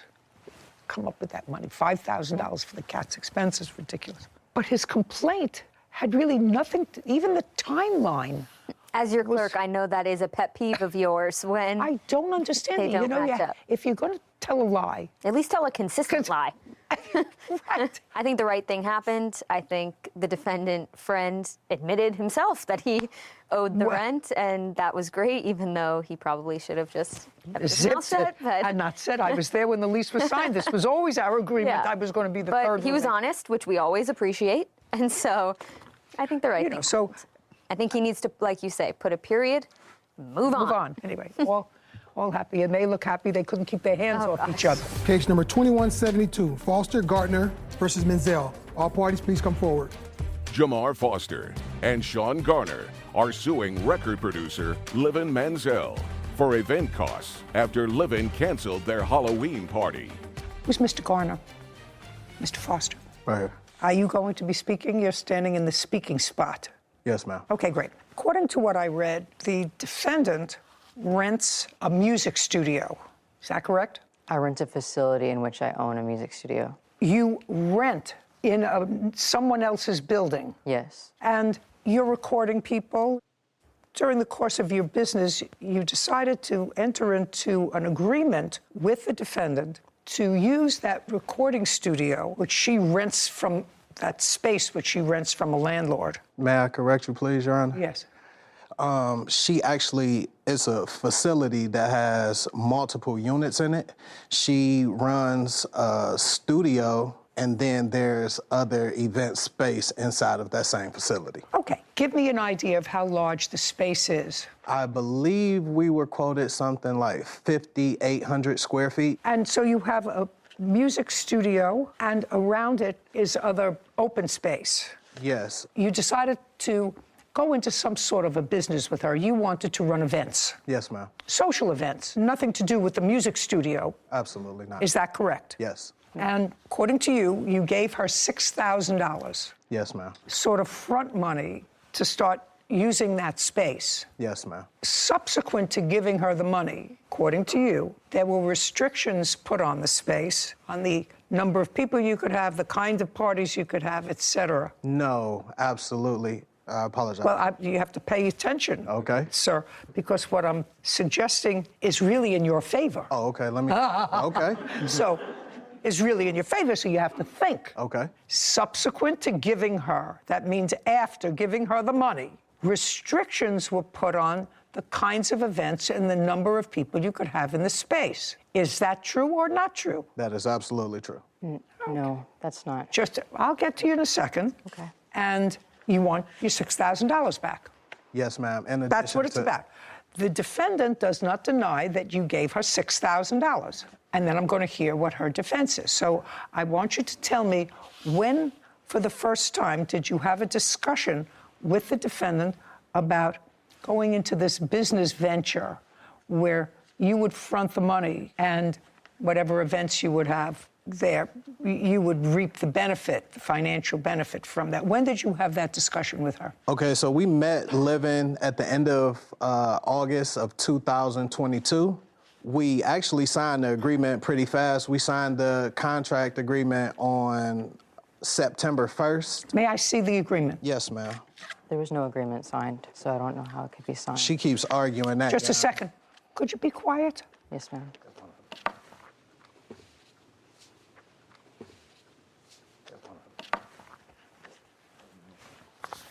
So in your hands. Shh. What's? That's the studio that she runs. Sarah, you have to sort of explain it, because I don't see signatures. You know, I'm used to looking at contracts where people sign things. But I know you can sign things by DocuSign now. Your signature isn't on here. Yes, ma'am. And that looks like a signature from a DocuSign or some sort of online. Okay. Is that you? This was a proposal that I did. I do not even own it yet as a DBA. Just a second. It's getting better. Don't say anything. This is your proposal. Now I'm going to read it. Okay. And your masterpiece management. Yes, ma'am. Okay. Well, so this is sort of easy. You prepared this proposal. Speak. Yes, after. Just a second. Okay. You Yes, prepared this proposal. Yes, ma'am. And as a result of this proposal, you received and deposited $6,000. Yes. Yes. Well, then you have a binding contract. Okay? So that's what I'm telling you. You have a binding contract. And there is nothing in this contract that limits the kinds of events or the number of people or anything else with regard to this space. All it says is business activities, event planning, and event rentals. Nothing else. And this is your proposal, so the terms of it are construed if there's any material question, since you prepared the agreement, which became a contract once you accepted their $6,000. I view the terms of the agreement most harshly against you because you prepared the document. And it says this agreement cannot be amended without the written consent of all parties. Yes. Yes. So signed the agreement, you got the money, and then at some point, according to them and according to you, you made certain limitations on the kinds of events, the numbers of people, et cetera. That is. Now, that happened, according to you, because you do not own that space, you rent that space, and there was a problem with the first party that they threw. Correct. Come on, we're not talking about Gone with the Wind here. We're not talking about a 6-volume masterpiece. We're talking about a yes or a no. Based upon this proposal, they gave you $6,000, which you deposited into your bank account. That means a contract was created. Oh, that's the agreement. I'm telling you, that's the law.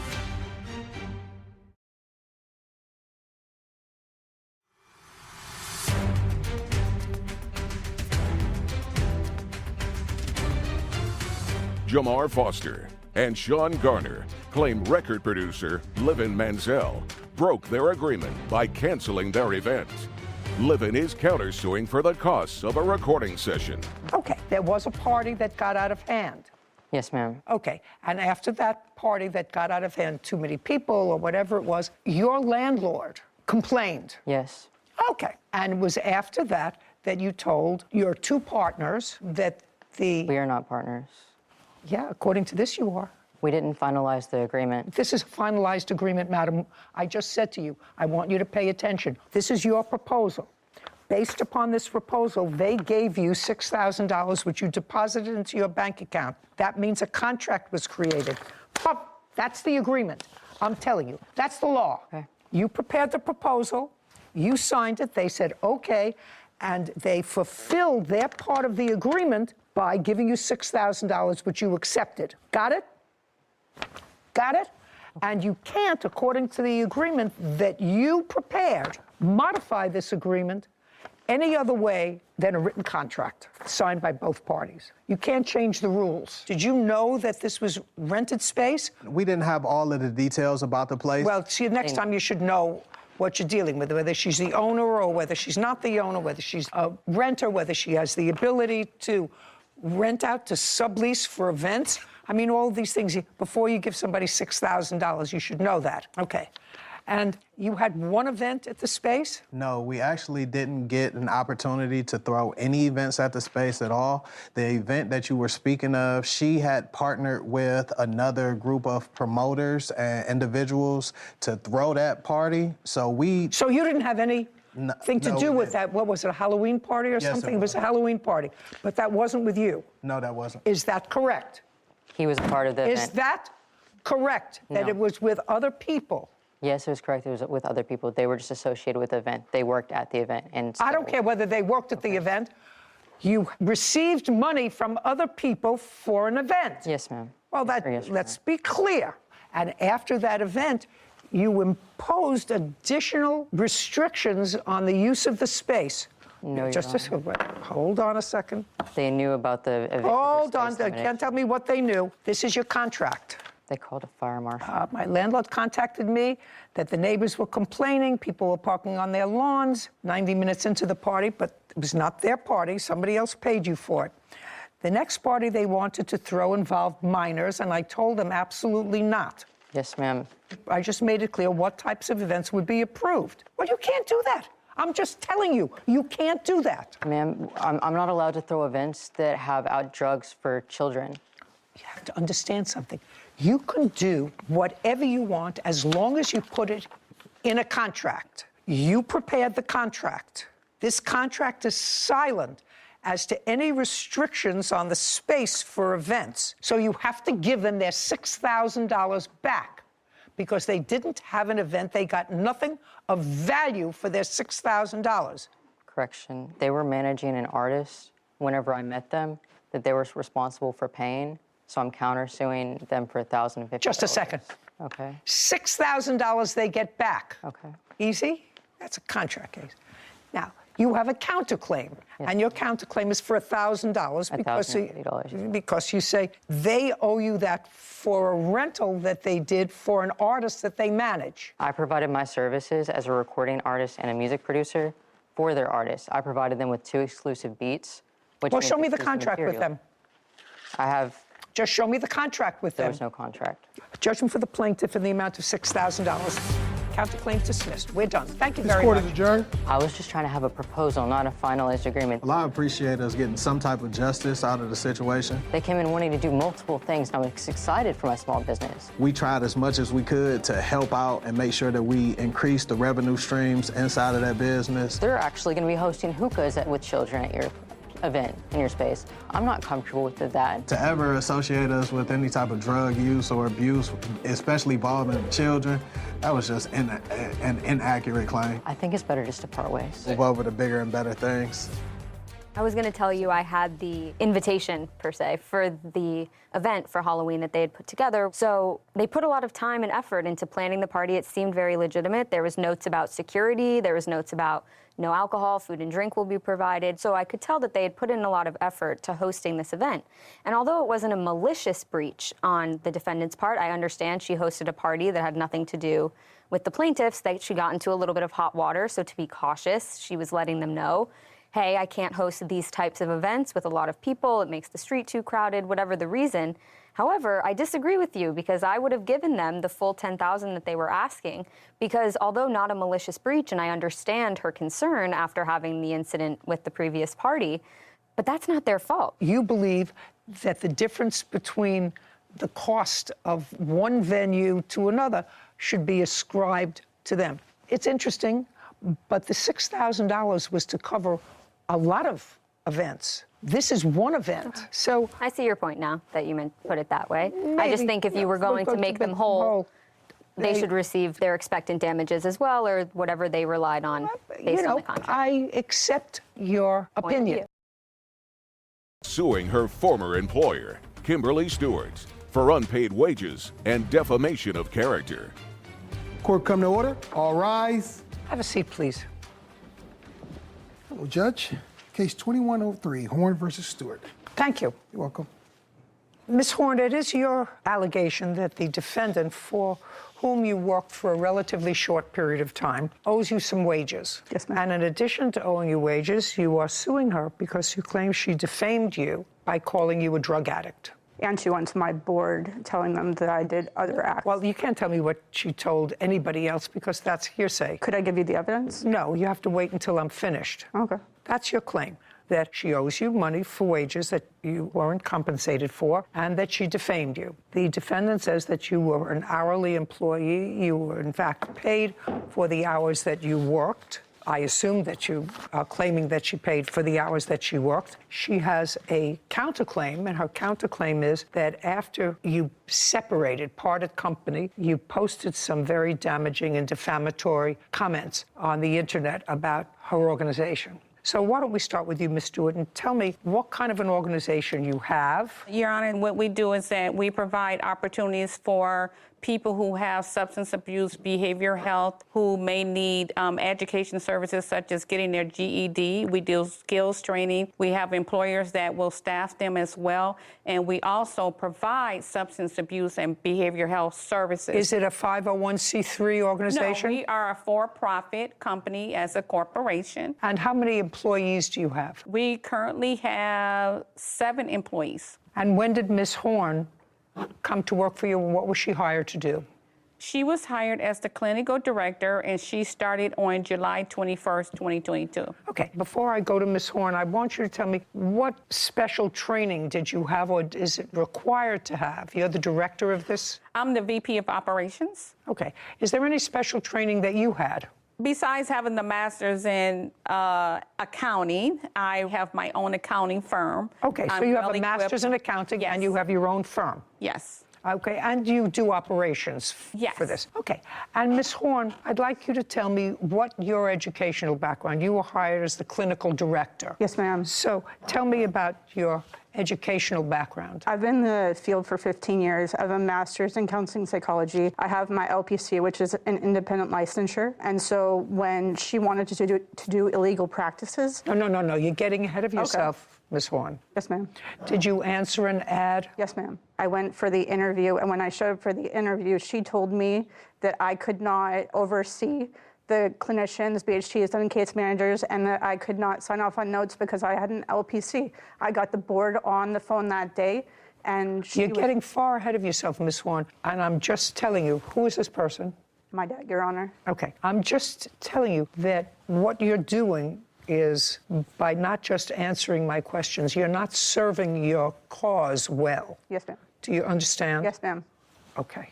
Don't tell me what she told you she couldn't do. You started working for her on what date? The date that I actually started working for her was July 27, 2022. And were you an hourly employee? No, I was a salary employee. Could I show you? Yes. Thank you, Your Honor. Sarah, would you bring up a July calendar for me? I want to see the days in July. I have it. Okay, so this was an offer, and it was a pretty nice job. Paid on a bi-weekly basis, $115,000 a year, with an increase the following year. The work offer was contingent upon a background check. Yes, ma'am. A drug test. Yes, ma'am. Participation in training, and any other safety measurements for staffing. So between July 21st and July 27th, when you started, was a background check completed? It was completed. That's all I wanted to know. Was completed. Was a drug test completed? Yes, Not ma'am. before she started. No. Just a second. Between July 21st and July 27th, was a drug test conducted? Yes, ma'am. It was conducted, but on the 28th, her drug test was done on the 28th of July, after she had started. Okay, so you took it on the 28th. Yes, ma'am. I need from the 27th to August 3rd. Yeah, the 27th was a Wednesday. Yes. August 3rd was the following Wednesday. Okay, so she worked Wednesday, Thursday, and Friday. And then the following Monday and Tuesday. The third No, would ma'am. be that Wednesday. 5 days. No, ma'am. Monday, Tuesday, Wednesday, and Thursday of the last week. Her grand opening was the Thursday of that week that I quit. And what she is talking about, I talked about at the beginning before I took the drug test, and they said that it was no problem. I take medication that's prescribed by doctors, and I have proof that I take medication by doctors, and I'm not a drug addict. Well, I don't want to get into what medication that you take that's prescribed by doctors. I would assume that we're not talking about blood pressure medication, and we're not talking about medication for migraines, and we're not talking about stuff to take care of rashes on your arm. No, ma'am. Okay. So let's say you worked there for 6 days. How much were you paid? I was paid $55.29 an hour, but I worked those 7 days. How much were you paid in total? So the last paycheck that they gave me, $909.58. May I see it? Yes, ma'am. And I want to send up, I think I have the credit card because she had owed me money. And here are the days that I worked. What is circled? Do you have a paycheck? She did not give me a paycheck. The first one was a paycheck. The others were direct. I want to know how much she paid you in total. Let's have it. So for just wages itself, that's all I want to know. I was paid. You want to tell me, do you have records, Ms. Stewart, about how much the plaintiff was paid by your organization? She received 2 checks. She was paid $1,903.38. $1,903. And that was for? When we did the drug test, she was gone for over 5 hours. Drug testing are supposed to be done before or after work hours. Then she returned back to the facility between 4:30 and 5 p.m. that day and said that she had an emergency, that her friend was in the hospital, and so she could not work anytime. Then after that, on the next pay period, Sherna wasn't. She really only was with you for 1 week. Yes.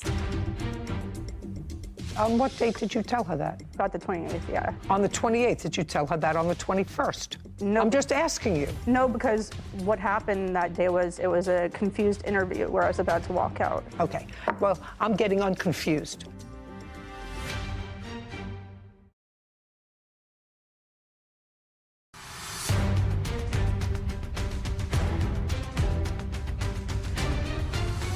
Sharna Horn is suing her former employer, Kimberly Stewart, for unpaid wages and defamation of character.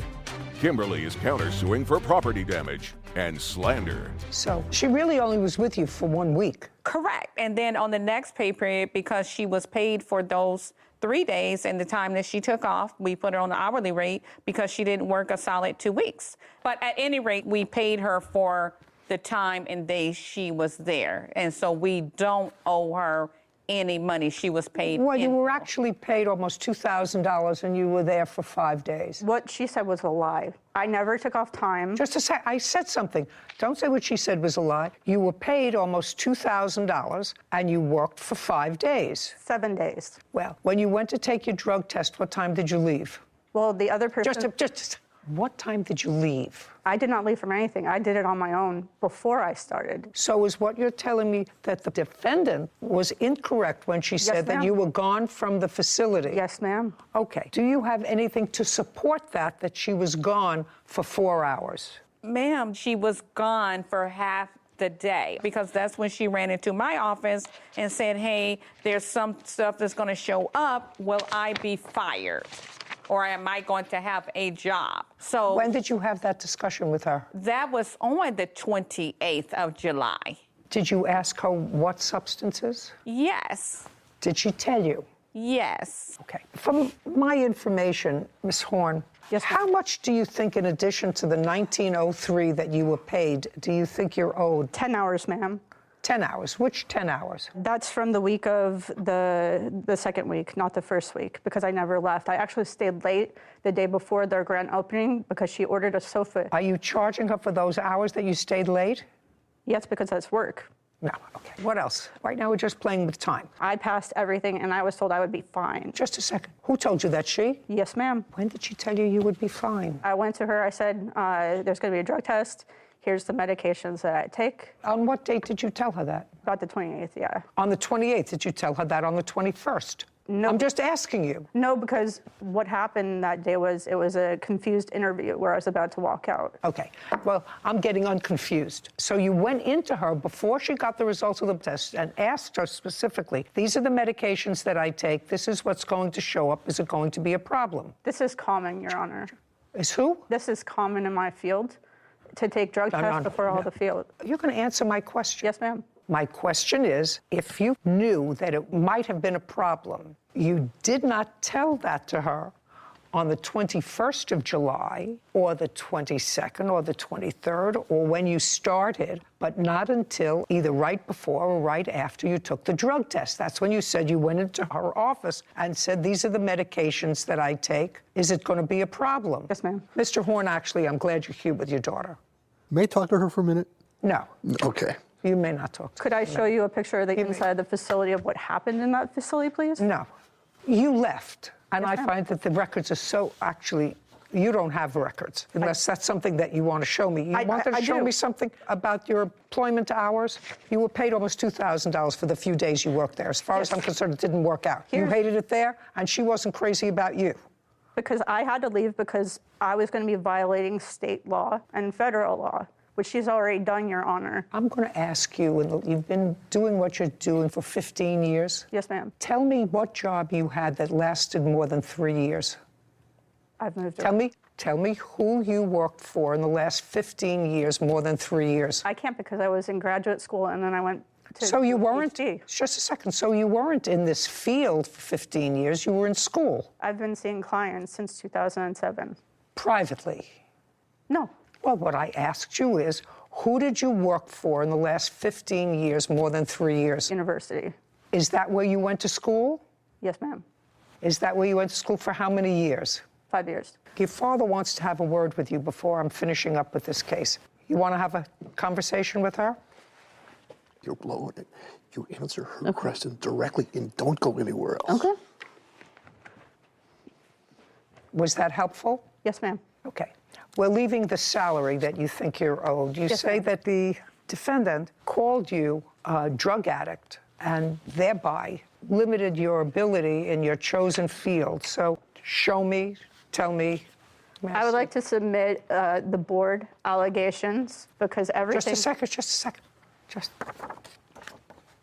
And may I provide the timeline for what happened? What I want to know is, what is this? That is a falsified document. No, just say it is a document. To my board stating that I did things that I did not do. I highlighted the bottom. To your board or to the board? Shh. Okay, so this says a complaint was filed against you with the Arizona Board of Behavioral Health. Complaint alleges that you may have committed an act of unprofessional practice. But this is somebody filed a complaint against you. She lodged a false complaint. Shh. No, somebody lodged a complaint against you. Yes, ma'am. Doesn't say who lodged a complaint against you. It says a complaint has been filed. You didn't file this document. Yes, she did. Excuse me? It's her signature at the bottom. The types of documentation that were filed was list of medications, harassing and threatening emails and text messages, and budget left in desk. I don't know what that means. She said I had all of my possessions, but how did she only have my budget?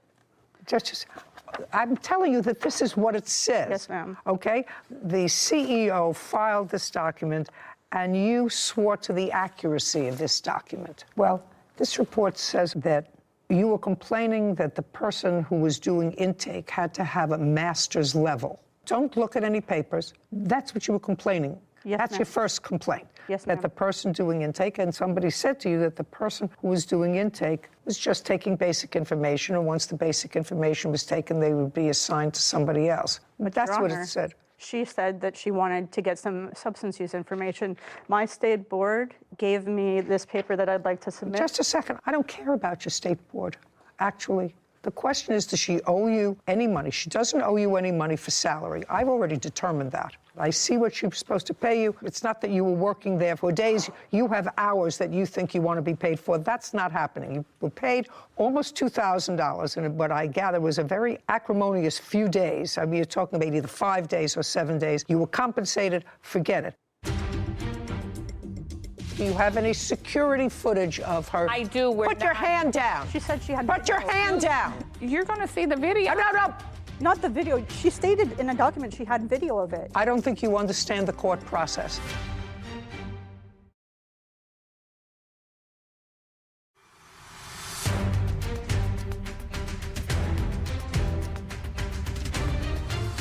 Sharna Horn has accused her former employer, Kimberly Stewart, of defaming her. Kimberly claims Sharna caused property damage and slandered her business. Okay, the only other thing that I have to determine is whether or not she called you a drug addict. Now, would you show me where she called you a drug addict? It wasn't just the drug addict. It was the false documents that I No. She's allowed to file a complaint against you, But I madam. never had a police officer come to me, question me, or anything. So if I did it, they would have come to me. Just a second. What I'm telling you is she is allowed to file a complaint against you. Yes, ma'am. They have a responsibility to look into the allegations of that complaint. Did they either sustain the allegations in this complaint? Well, this is just August, so I assume they haven't completed the investigation, or have they? No, ma'am. Okay, so they have not. That's why I'm filing defamation, because this is doing it on purpose. I'll let you have one more go at it. You say she's doing this on purpose. Hold on. Do you have... Yes, I have my father, who's a witness from court one day. What court? Can I explain? Don't speak. We were in court because they tried to file an injunction for harassment, and the judge, my dad... Just a second. Went to file an injunction against you for harassment? Yes, ma'am. Right after I went to the police. Just a second. And were you served with a document? No, ma'am. Well, then how did you end up in court? I saw the document on my door, and unlike the defendant, I went to the court to take care of it. You can laugh all you want, but I took care of it. You have to be served with it. I'm actually finished. I asked one question, and you tell me that you have the answer to that question. We're going to repeat the question. Whitney's going to, and don't go off on this question. Just stick to what the question was. She said they did this thing, it's sort of either retaliation or on purpose, or... She said that's why I'm filing defamation, because she's doing it on purpose. On purpose. Okay, and it was the on purpose, and you said you wanted your father to testify to that and on purpose. Now go. Stand up next to your daughter. You are limited to the following. You are limited to telling me proof that you have on behalf of your daughter that the defendant has filed these charges against her, not on purpose, because she absolutely did them on purpose, but I assume that you meant maliciously. Yes, ma'am. Now I'll hear you. Okay, I'm going to keep this in secret. Maliciously. What evidence do you have that the defendant filed this complaint and swore to this complaint maliciously? I have no proof, but... Then you have no proof. Then you can sit down. Right, but that's not the question she asked. All I want to know is maliciously. Now you can sit down. Okay, now we're going to get to the last question that I have for you, and then we're done. Do you have anything in writing where she called you a drug addict? Your Honor, in the complaint to my board. Okay, we're done. We're done. So now we're on your case. Now we're on your counterclaim. Your counterclaim is for property damage. What property? I will show you the documentation to the counterclaim. Just a second. Don't tell me that you have documentation. It's a shattered window. When was the window shattered? The window was actually shattered on August and let me make sure I get you accurate dates. I'm sorry. Did you witness it being shattered? No, ma'am. If you didn't witness it being shattered, what proof do you have that if... Put your hand down. Yes, ma'am. Put your hand down. I don't have it up. Oh, put it down. Very good. Better. We don't have witness. If you don't have witness, then you don't have proof. Okay. Any other property damage? Shattered window? Anything else? It was a broke lock. The day that she was, can I say this? No. I'm very easy. No, I'm saying the day that she came out to and sent the police to our facility on a Saturday, the lock, I saw her leaving that day, and our lock was broken off of our gate.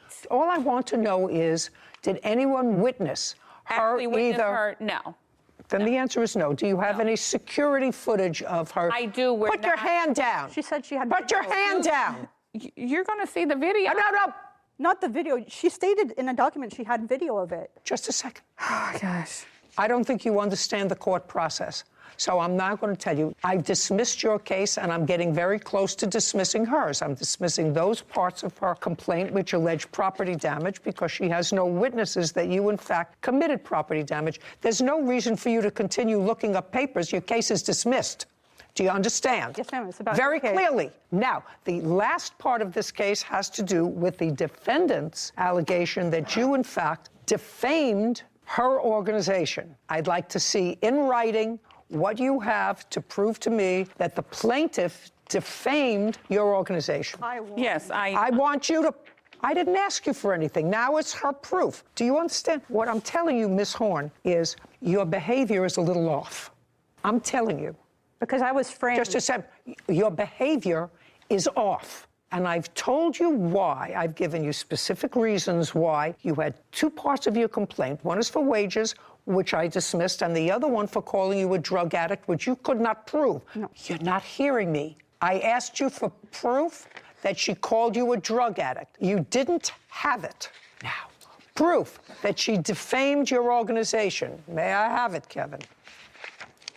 This is from her and her father. And just a second. Her father isn't a party to this action. Can I speak to the counterclaim? Because I have proof from her. Sure. Her text. It's her text. This is from him. I'm not interested in anything from him. Sue him if he said nasty things to you. Your Honor, it's just not nasty things. This all came about because of everything that Sherna has done, and she doesn't realize is that. Listen to me. Yes. None of this comes from her. She's on it. Her name is on there. I don't care whether her name is on it. None of this comes from her. They CC'd her. This is true. Put everything away. Put all your papers away. I'm not coming back to you unless I, in fact, see that there's any validity towards her counterclaim. Then I'll come back to you. Right now, your claim is dismissed. Both counts of your claim is dismissed. I've dismissed her claims for shattered window and a broken lock. And these emails do not represent any form of defamation. If you have nothing else, your claim for defamation is dismissed. Do you have anything else? The answer is yes or no. No, Your No. Honor. We're done. Easy. Thank you. Bye. This court is adjourned. Thank you. Our facility and myself have done nothing wrong. I think I got flustered, which is fair. We're doing everything according to the Arizona State Board and laws. I actually thought that they paid her. She complained that she hadn't gotten her second paycheck. If you look at the documents say that they went right in and bookkeeping corrected that and sent her out the second paycheck. So that was nonsense. And there was absolutely zero proof that they called her a drug addict. Except for in a valid document that they filed, which they have a right to do. It wasn't the type of slander we usually see where it's plastered on the internet or anything like that. And certainly the defendant didn't present any proof other than some nasty emails back and forth by her father. Yeah. Maybe he's just being a supportive parent. Anyway, I hope she finds a job that's comfortable for her. Yeah. Her employer, Sarah Adams, for lost wages and pain and suffering from a dog bite. Court come to order. All rise. Have a seat, please. Hello, Judge. Case 2177, Bazine versus Adams. Thank you. You're welcome. Ms. Bazine, you had a job as a dental assistant. Is that right? Yes. And you went to school for that? Yes, Your Honor. Where did you go to school? Medical Institute. Did you graduate? Yes. I gather you didn't like it. No. I say that because you didn't stay in that career path for very long. Just for my own curiosity, I come from a long family of dentists. Tell me why you didn't like being a dental assistant. Had to be a reason. Cleaning people's teeth and having them fight you and tell you that They don't have cavities when they do. You didn't like the whole experience? Yeah, all the explaining you have to do. Okay, got it. Wasn't for you. No. You've got it in your hip pocket should you ever need it again, right? Yeah. You have the degree. In any event, the defendant was a patient of yours. She came in as a patient? Yes. And you got to know each other, according to you. And she offered you a job at a place that she manages. You manage a store? What kind of store? It's in a appliance store, so we sell scratch and dent appliances. When was that? Oh, geez. This had to have been in May. May of 2022? Correct. Is that when you started working in the store? I started July 3rd. That was your start date? And what were your duties? Sales rep, she taught me how to sell the scratch and dent appliances, how to run the store, and help her manage it. I was making more commission, so I did take the job besides the dental office. So you worked in the dental office too? No. You left the dental office? I left the dental office so I could pursue more money. Okay. And you did make more money? Yes. There came a time, according to what I read in the complaint, that you, Miss Adams, asked the plaintiff to do an outside job for you. No, that was not correct. So tell me how it happened that she ended up at your house. What happened was I was going to take my lunch to take my kids who were at home lunch because they were on school break. She offered to go. How old are your children? 16, 13, and 10. She offered to go in my place that she wanted a break. She clocked out for her lunch. I gave her money to go, 1, pick up the food, and 2, a little bit of gas money. She then went to my house. Just a minute, we're not there yet. She clocked out for her lunch break. I was clocking out at work. Shh. And you're the store manager? Yes, ma'am. And how long do you get for a lunch break? An hour. That's an hour during the day. That's yours. Correct. Now, from the store where she was, where she clocked out, to the place where she was supposed to pick up lunch for your children, how far was that? Because you said you gave her gas money, so it wasn't around the corner. 15 minutes away.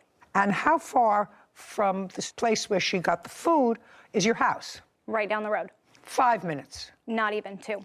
2 minutes, 17 minutes. And then she's got to get back. Correct. So that's almost 40 minutes. Correct. Out of her 1 hour lunch. So she was doing you a favor. Yes, ma'am. Well, why don't you just say that? So you made me go through this whole exercise. It was more than half her lunch. It gave her 15 minutes for lunch. She was doing you a favor. Yes, ma'am. Did she ask you to do her this favor? Yes. Tell me how she asked you to do her this favor. Wouldn't go through when we were ordering the food. I was already on my way home. It was 2 o'clock in the afternoon, so I was ready to go. She said, go ahead, here's some money, deliver the food to the children. Thank you for your help. Did you have to pick up the food? Yes. Okay, she gave you money. The drive-thru, sat in the drive-thru, ordered the food, drove to her house. So is what you're telling me that you did not volunteer? No, I was going home and it canceled, and I said, okay, I'm on my way home anyway. Oh, so get back, step back. Did you order food I to send to your and kids? it did not go through. Okay, so you ordered food to get there, and this was lunchtime. Correct. And how did you find out that they canceled? They sent me a notification to my phone. To your phone? Correct. And what time was that? 1 o'clock, 1:15. Had you already taken your lunch break? No, ma'am. Most days I do not. So you're in the store all day? I am. Well, then it would seem to me she had to find out that they canceled because you said that they sent the note to you. We work right next to one another. I know, she wasn't looking over at your phone. Right. She wasn't looking over at your phone. If you work right next to each other, common sense would dictate you said something, oh, whatever. Well, what expletive you used, they canceled my order. Correct. Could you take stuff to my kids for lunch? I was going to do it. She offered. I want you to tell me exactly what you said. You stay in the store all day.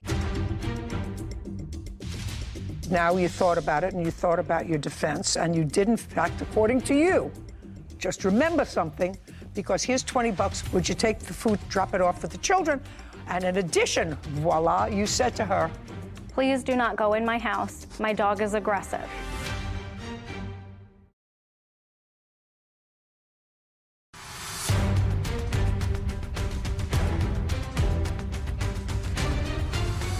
Mila Bazin claims her former employer, Sarah Adams, owes for injuries from a dog bite. Sarah is countersuing for harassment and slander. I want you to tell me exactly what you said. You stay in the store all day. Yes. Okay. But on and this she was ready to leave. No, so she was leaving for her lunch. No. I was going to leave and take the kids' food. Mila stated she wanted to go out of the store. She needed a break. So I told her, okay, if you want to clock out and take your lunch, if you will do this for me, I will give you an extra $20 for gas. She said, okay, no problem. So it was doing me a favor. That's what I want you to say. Yes. She was doing me a favor because I wanted to get my 16-year-old lunch that she couldn't get for herself. Correct. Right. That she couldn't walk around the corner and get for herself, or open the freezer and put it in a toaster. Right? Right. Okay. So you had one of your subordinates go to your house and deliver the food. That's the bottom line. You had one of your subordinates, because you were in the store where you stay all the time, you had one of your subordinates, gave her $20, here's a little gas money for you, go pick up the food and bring it to the house. By the way, your 16-year-old doesn't get around? No, she's not driving it. She walks. Correct, but I don't like my children to leave the house. In the middle of the day, 1 o'clock? Correct. Okay. Not in this world that we live in. Okie dokie. Anyway, here's $20. Thank you. Did you say anything else to her? No. Has she ever been to your house before? Not at that time, no. Prior to giving her money and say, could you pick up the food and drop it off, she had not been to your house before. Correct. I did state to her before she left. Just a second. She had not been to your house before. Correct. Now you thought about it and you thought about your defense, and you did, in fact, according to you, just remember something, because here's $20. Would you take the food, drop it off for the children? And in addition, voila, you said to her, please do not go in my house. My dog is aggressive. And that's why I did tell her to call me when she got there. I would call my daughter, have her go out and get the food. And Your Honor, I do have a video of my Ring doorbell of what happened. I'm going to watch that. Okay. Because what happened was there was a lot of food, according to what I've read. It needed 3 children. It needed 2 trips. Daughter took in some, she took the other, and she was bitten by your pit bull. Correct, but I told her, do not go in my house. And she was bitten by your pit bull? Yes, in my home. She wasn't trespassing in your house, madam. She wasn't burglarizing your house. She was bitten by your pit bull. That's what the case is about. She was told not to go into my house. If I believe you. I have evidence. I'm going to look at it. Okay. If I believe you, whether I believe you or not, she was bitten in your house by your dog. How old is your pit bull? 7 years old. Where did you get her? From the pound. So you went to get food. You took your car and you went to get food. And you picked up how many bags of food for the 3 children? There's at least, I think, 2 bags, or 1 big bag, and then 2 drinks. 3 drinks in total. I had to carry 1 drink back in behind April. I should have waited in the car. But now, why should you have waited in the car? Why? Now that I'm bitten, I say that. Well, what would have made you think that you should be waiting in the car? No reason. Did Miss Adams say to you when you left, no, Your Honor. text me when you get there, my daughter will come out? Yes, to make it easier for me, but not because she told me she had a killer dog. Did she tell you she had any dog? No. I knew of one little dog, her little Mookie, her baby Chihuahua dog. Your Honor, I bring a dog with me to work every day. That you just got while I was working there. Just a second. Don't interrupt. She said she knew of one little dog, a Pekingese. That's all you knew about. I knew of her Chihuahua at the time. The Pekingese came later. She inherited her dad's dog, but all I knew of was her little Mookie Chihuahua. I also have a Chihuahua. I thought we both had Chihuahuas. I would not go to anyone's house if they had a killer pit bull. Pit bulls, period. Okay, you picked up the food, you got to the house. What did you do? April came out to the car, grabbed what she could. I had the remainder drink. I got up and followed Miss April inside the house. Once we got to the door... Is April the 16-year-old? Yes. That's you? Mm-hmm. Once she stepped inside, I stepped in behind her. She turned around to grab it, and the dog was right there. Step up. Bit my leg. Okay. April, do you have friends? Yeah. Do they drive? No. None of them? No. And do you live in a rural area, or are there stores there? There's some stores down What 2 kind? streets. Oh, yeah, what kind of stores? A grocery store.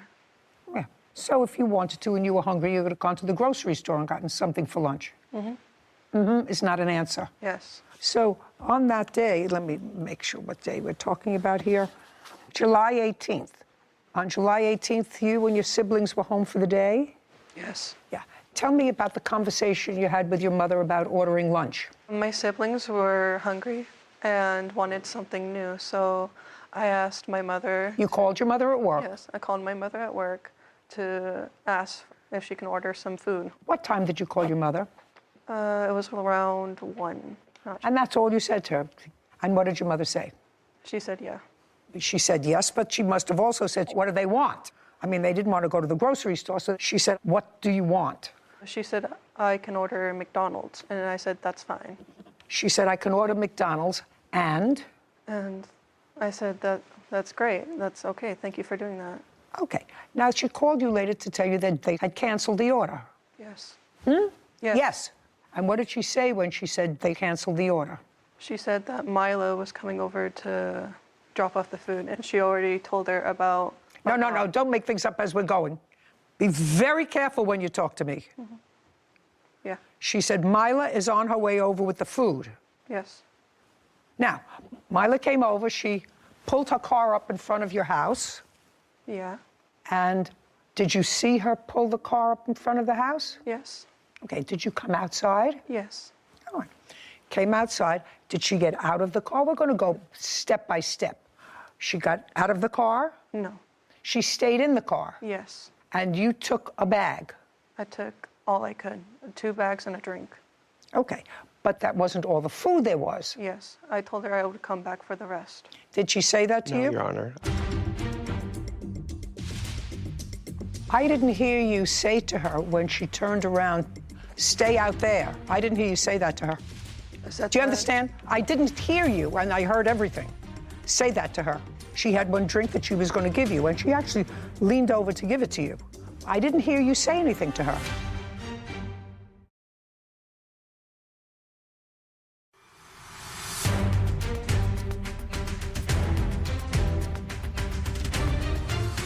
Mila Bazin is accusing her former employer, Sarah Adams, of refusing to pay for injuries caused by her pit bull. Sarah claims Mila already agreed to a $300 settlement. Now, she got out of the car? No. She stayed in the car? Yes. And you took a bag? I took all I could, 2 bags and a drink. Okay, but that wasn't all the food there was? Yes. I told her I would come back for the rest. Did she say that to No, you? Your Honor. I was just nice and got out of the car and followed her. Yeah, you didn't have that much of a discussion. It doesn't make sense that you had that much. So there was a drink left? Yes. So she was walking in following you with the one drink? Mm-hmm. No. She didn't follow you into the house with the one drink? Not until later.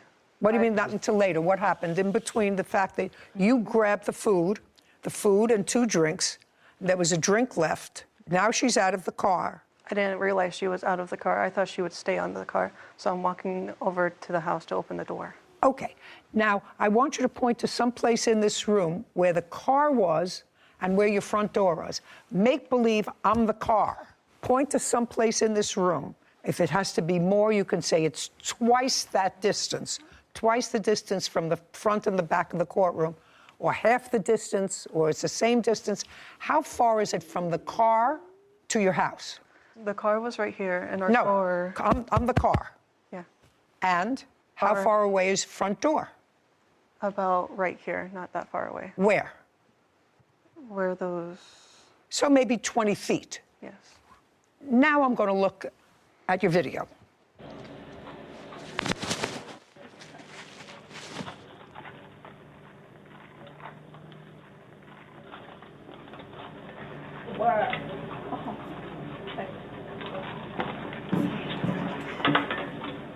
Got it?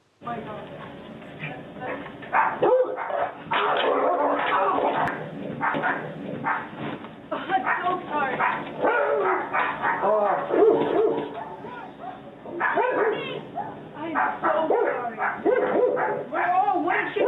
Shut the door!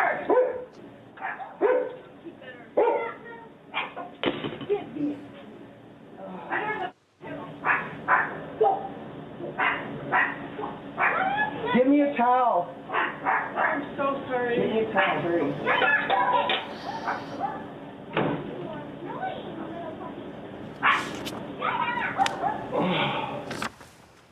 I didn't hear you say to her when she turned around, stay out there. I didn't hear you say that to her. Do you understand? I didn't hear you, and I heard everything. Say that to her. She had one drink that she was going to give you, and she actually leaned over to give it to you as you were in the door. I didn't hear you say anything to her. Stay outside, don't come near here. That's a long walk. I didn't hear you. Is that because you didn't say it?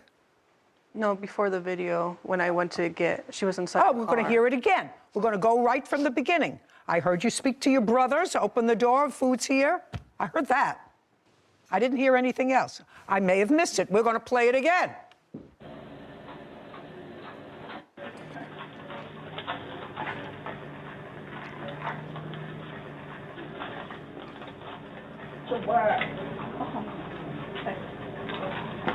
You turn around, you saw her walking in after you.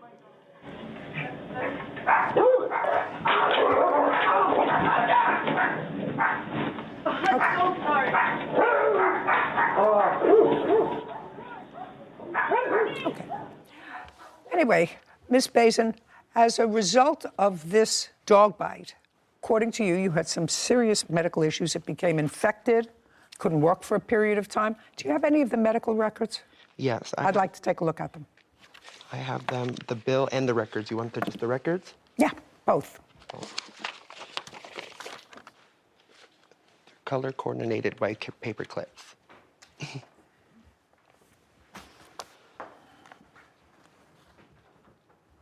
Does the job that you had give you health insurance? So I have access with Arizona, and they pay up a percentage of it, but not everything. Do you have what is left over that is your So they wouldn't give me until the end of the year, I guess, but that's what they billed me, and they keep calling me every day saying I have. Your Honor, I have a text message from Mila saying that she had unlimited health insurance when and I they can thought bill her for whatever she wants. That's I would like before to I knew I present was that going for into you. surgery. But let's try not to talk to each other. Also, Mila went to the hospital 4 times, and I have records of all of that and what they did each time per her text messages. Yeah. And I have pictures of the bite when it happened, if you'd like to see that as well. She has it. You don't have to prove her case. I'm sure you have pictures. Yes. Yes, I'm sure. How long were you on antibiotics? For at least almost like 2 months off and on. I had to go back multiple times and have it aspirated. Yeah, I see. Yeah, got infected. Do you rent or own your own home, Miss Adams? I rent it. You have renter's insurance? I do. Did the renter's insurance that you have, is the company aware of the fact that you had a pit bull? Yes, and it is extremely hard to find a place to rent with a pit bull. No, I didn't ask you that. I asked you whether your insurance, your renter's insurance, had a provision that excluded the insurance from a pit bull bite. I do not recall, no. What state do you live in? Arizona. What's the name of the company? It's through our insurance. On the car, I'm not 100%. Did you notify them of this dog bite? No, I did not. Why not? Because she even said it was her fault. It wasn't her fault. It was your fault. You had the dangerous animal. How is it my Guys, fault? just a I second. told her not to go in my house. Don't ask me any questions, madam, and I'm going to tell you something. Based upon that video, there's no indication that you told her, don't go into my house. I told her at work. Listen to me. Based upon what I saw, if you knew that you had a dog that was territorial and she shouldn't go into the house, then you, when you speak to your daughter who is too lazy to go to the grocery store, say to her, I have one of my employees that I'm sending with your food, which is exactly what happened. You would have said to her, make sure that you take the stuff from the car, and she wouldn't have, unless she's an idiot, she wouldn't have, when she saw the plaintiff coming up with the extra drinks, she would have said, do me a favor, just stay out here, put them down on the shelf where I put the other drinks. Don't walk into the house. She said nothing. She walked into the house and, in effect, held the door open so that she could deliver the other 1 or 2 drinks for your children. That's what happened. Is suing fellow motorist Robin Major for scooter damages after Robin hit Matthew's scooter. Court come to order. All rise. Have a seat, everyone. Hello, Judge. Case 2197, Cleofer versus Major. Thank you. You were riding a motor scooter. Yes, ma'am. Can you describe it for me, please? It is a 2018 Yamaha Zuma. Is that a small? No, I got a picture of it here. Can I see that, please?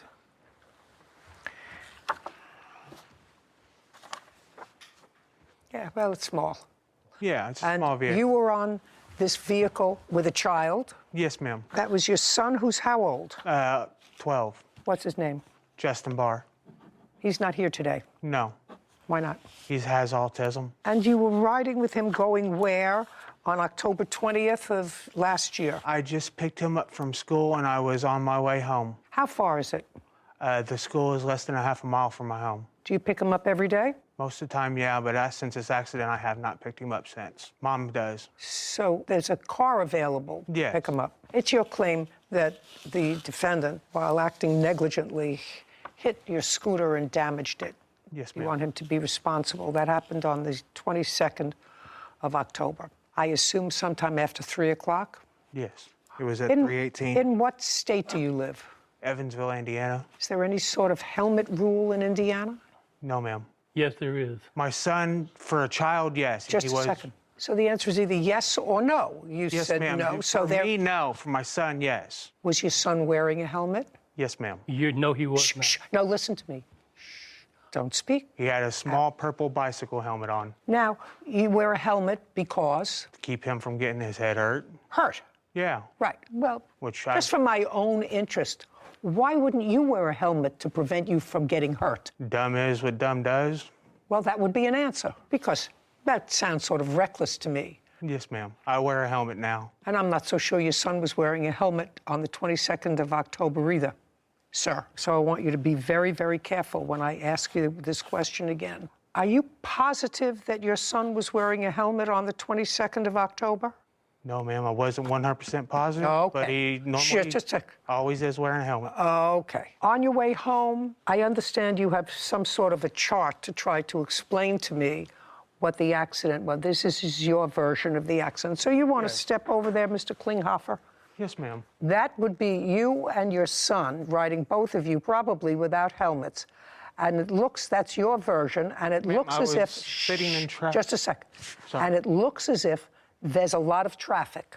Yes, ma'am. So a lot of traffic, no helmets, you're on your way home, and, go ahead. I was just sitting in traffic here, waiting for the train to clear, and he comes out of his driveway and backs right into me. Okay. No horn, no regard of me being wait, there. Wait, 1 second. On the other side, this is your chart. Yes, ma'am. On the other side of where the defendant's driveway is, which I assume is the blue car, that's his driveway, is that a street? Yes, ma'am. You know where I'm talking about? Yes, Point to where I'm talking about. This is a street Yes, called... that's a street. Yes. And that's a street that has cars. Yes, ma'am. Right. So one would say you should not be in that intersection. Well, I Just a didn't, second. Just a second. One would say, even in your chart, you should not be in that intersection. You should be either have enough room in front or wait until the traffic moves because you're stuck in the middle. So a car can't move out of... I was actually sitting about right here. Well, this is your chart. Yes, ma'am. So you indicate that that chart is not absolutely correct. No, it's and not. that your scooter was right behind the three cars. Behind these three cars here. But still in the intersection. Yes, ma'am. Just a second. We was coming to a rolling stop as the arms were coming down, so I didn't know where I was going to stop at, so I was rolling with traffic. And the vehicle that was in front of me was also pulling a trailer, and I couldn't see around it. It was a big box trailer. So you couldn't see what was in front of you? No, I could not. And I got as far away from his driveway as I possibly could. No, you weren't even thinking about his driveway, sir. Let's be square. You know, it's not a good idea to make things up as you go. No. You didn't even know that his driveway was there. Yeah, I did. You did? I knew Just a it was second. there, but I was trying to get it far enough out of the way of the intersection. I didn't think he was going to come out of his driveway and back into me, ma'am. Well, so you were watching the other side, not the driveway? Yeah, Is I that was what looking you at say? the intersection, Yeah. just making sure I got out of the intersection, got past the yellow line. Okay. So he clipped the... Rear, right by my taillight. Yeah, back here. Yes, ma'am. And what happened? You can go back now. And it literally just shoved me over. Okay, go back. So It shoved you over. Now, when it shoved you over, did you land on one foot or did you land on the pavement? Oh, we landed on the pavement. I tossed my son up because he was sitting in front of me. Up onto his feet. Oh, hold on. Hold the phone. Mode. Hold the phone. Your son was sitting in front of you. Yes. Is that what he said? He was sitting in front of me. So your son was driving? No, he was not driving. I was driving. I'm trying to get this picture in my head. I'm being a with this little, just a second, with this little scooter. Your son was in front of you. This is one seat. So he was sitting in front of you. Yes, ma'am. Your 12-year-old? Yes, ma'am. Yes. And how tall is your 12-year-old? Probably about 5 foot, if that. My size? Yes. So, like a fully grown adult. He may be not yet fully grown for a kid, but I'm a fully grown adult, and I'm 5 feet tall, and I've been that my whole life. So I'm an adult. Yes. Right? Okay. So your adult child is sitting in front of you. You're sitting behind him. Yes. Now, I want you to explain to me, hold out your arms. I want you to explain to me how your son is in front of you, you're behind him in the back part of this seat, and you're driving. I want you to explain that to me. The 12-year-old driving the motor scooter. He was not driving. I don't believe you. I don't believe you either. I don't care whether you believe me. You're not judging me. I'm judging you. So that means that if I don't believe you, that's important. If you don't believe me, that is irrelevant.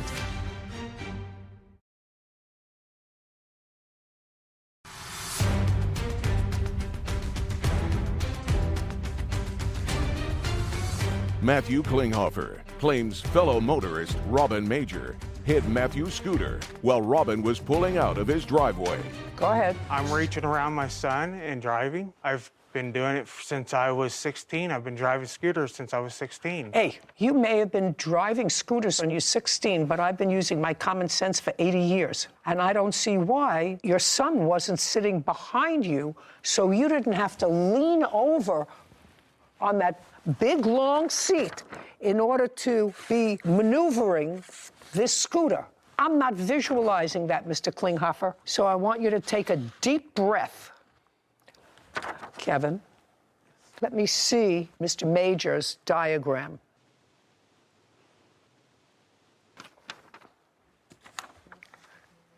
So I want you, your son is sitting in front on the seat. You're sitting in the raised portion behind him. I want you to put that down there. Which sitting back there in the raised portion makes me sit up much higher than him.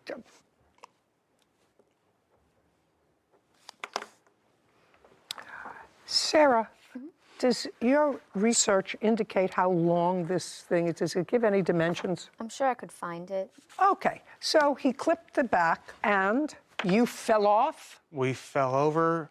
I stood my son back up. I got up. So you fell over and son got up? I got my son up. I got up. He was still pushing my vehicle. I got up to smack on the back of his window. And then he gets out and aggressively screaming at me, "Why are you smacking on my window? Why are you trying to break my window?" Okay. I asked him, "Why are you still proceeding to try to run over my vehicle?" But he's not trying to run over your vehicle, sir. What kind of car did he have? He had a truck. Chevy Blazer, 2003. Big one. He's in a very high SUV, right? And you're in a very low scooter. Now, neither you or your son went to the hospital, is that right? No, ma'am. Neither you or your son had medical treatment at the scene. My son was looked over, but that was Just a second. Neither you had medical treatment at the scene. No. Neither you or your son went to a doctor. No. Now, do you have a photograph of what your scooter looked like after this accident? Because this is his photograph. That's after the accident. There's another one.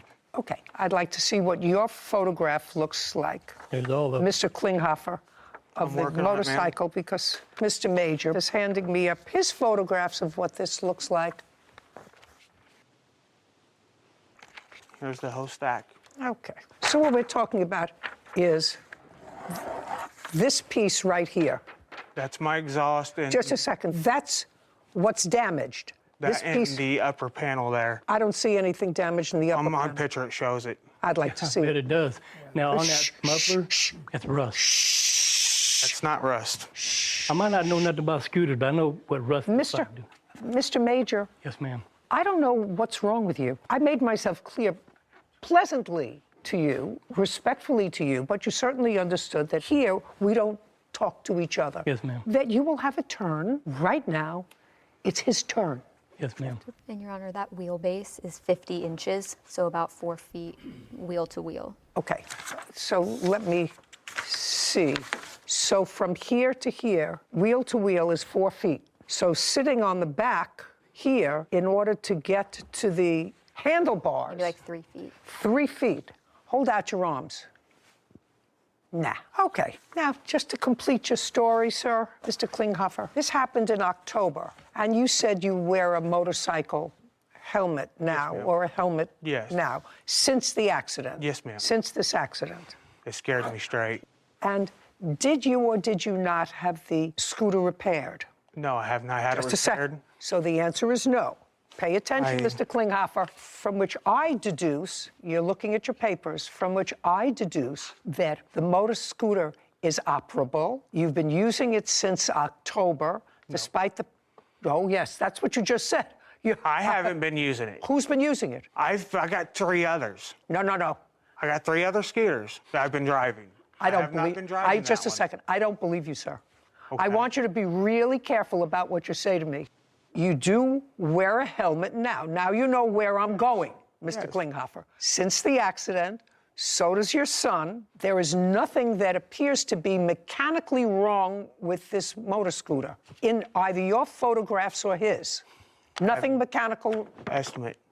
I don't care what your estimate says, sir. On my naked eye. First of all, you understand that I'm doubting. I understand, I'm doubting big parts of your story, Mr. Klinghoffer. I understand, ma'am. I doubt big parts of your story about whether or not you were wearing a helmet. I don't think your son was wearing a helmet. I think that this diagram indicates to me that you were in a place where you shouldn't have been. That's your diagram. He has his own diagram that'd probably be very different. So I am going to assume, because that's my common sense, that you and or your son have been riding this motor scooter since October and that it hasn't sat idly. I don't care what you got, because the pictures belie the fact that this motor scooter was damaged beyond being rideable. And that's if it was his fault.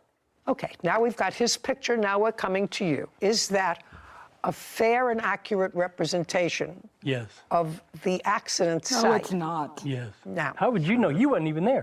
You didn't show up 20 minutes after the fact. Excuse me. You did not show up. She wasn't even there. I'm going to throw you out, and you're going to lose this. I'm going to throw you out, and you're going to lose. You called him an idiot in front of my son.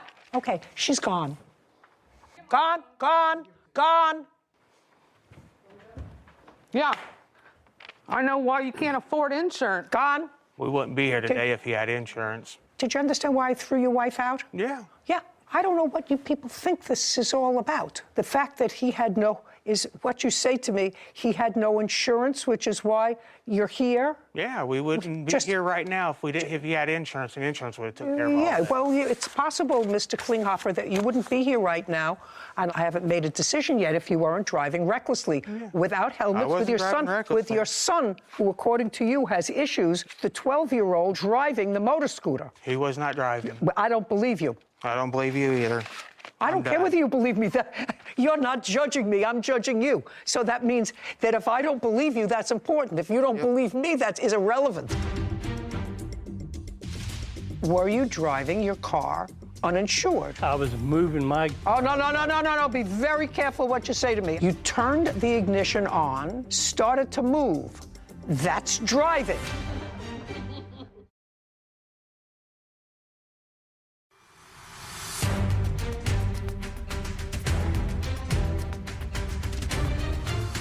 Matthew Klinghoffer is accusing fellow motorist Robin Major of hitting him and his son while Robin backed out of his driveway. Okay. Your statement, Mr. Major, based upon this diagram, is that the defendant pulled out and was to sort of beat the traffic and was driving not in a lane, which suggests to me, sir, that you saw him. I didn't see him. Well, how do you know that he pulled out? When I was backing out, the car that's adjacent there waved me out. You mean the car behind? Go over there. I know what you're talking about, just so that we're clear. The car behind This said you. This car, as I'm coming out of my driveway, he's saying he's waving me out. He's waving you on He to says clear. suggest that it's clear. So I'm coming out, and I didn't see him, Your Honor. You didn't see him? No. Okay. Now go back. Now, Mr. Major, we're going to get to insurance. Were you driving your car uninsured? I wasn't driving. I was moving my... Oh, no. Be very careful what you say to me.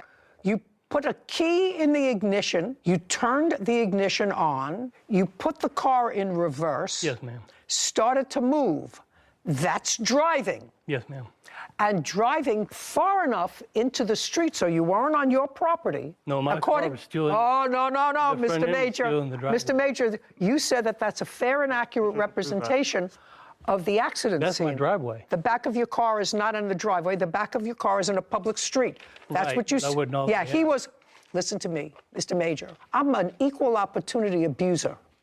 You have to understand that. So please, you know, I'm sort of ancient, but please don't treat me as if I'm stupid.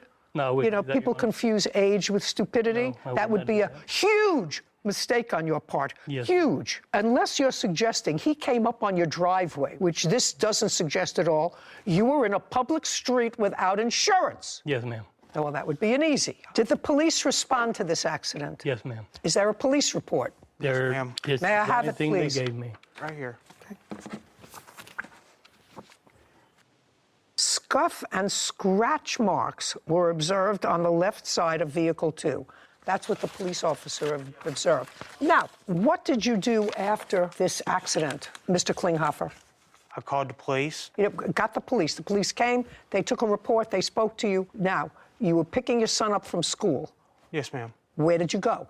I went home. You went home with your son. Now, when you went home with your son, you were riding in front, is that correct? We walked home. My vehicle was not rideable. My exhaust pipe was Just a bent. second. How did you get the motor scooter? I pushed it. Did you see him push the motor scooter? I seen him push it down so far, and then he got on it. Just a second. Would you bring in Mr. Klinghoffer's wife?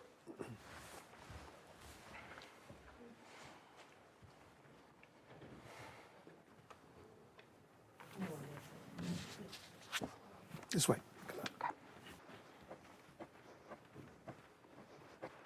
Step over next to your husband, please. Were you at home when your husband came home with your son after this accident? He actually called me. Just a second. I said, were you at home? Yes, I was at home. Who else was home with you? My brother and my friend. You say your husband called you and he told you about the accident. Yes. And what did you do? Me and got in the car and we pulled up and I parked in the middle of the street. Go over to that chart and show me where you pulled up.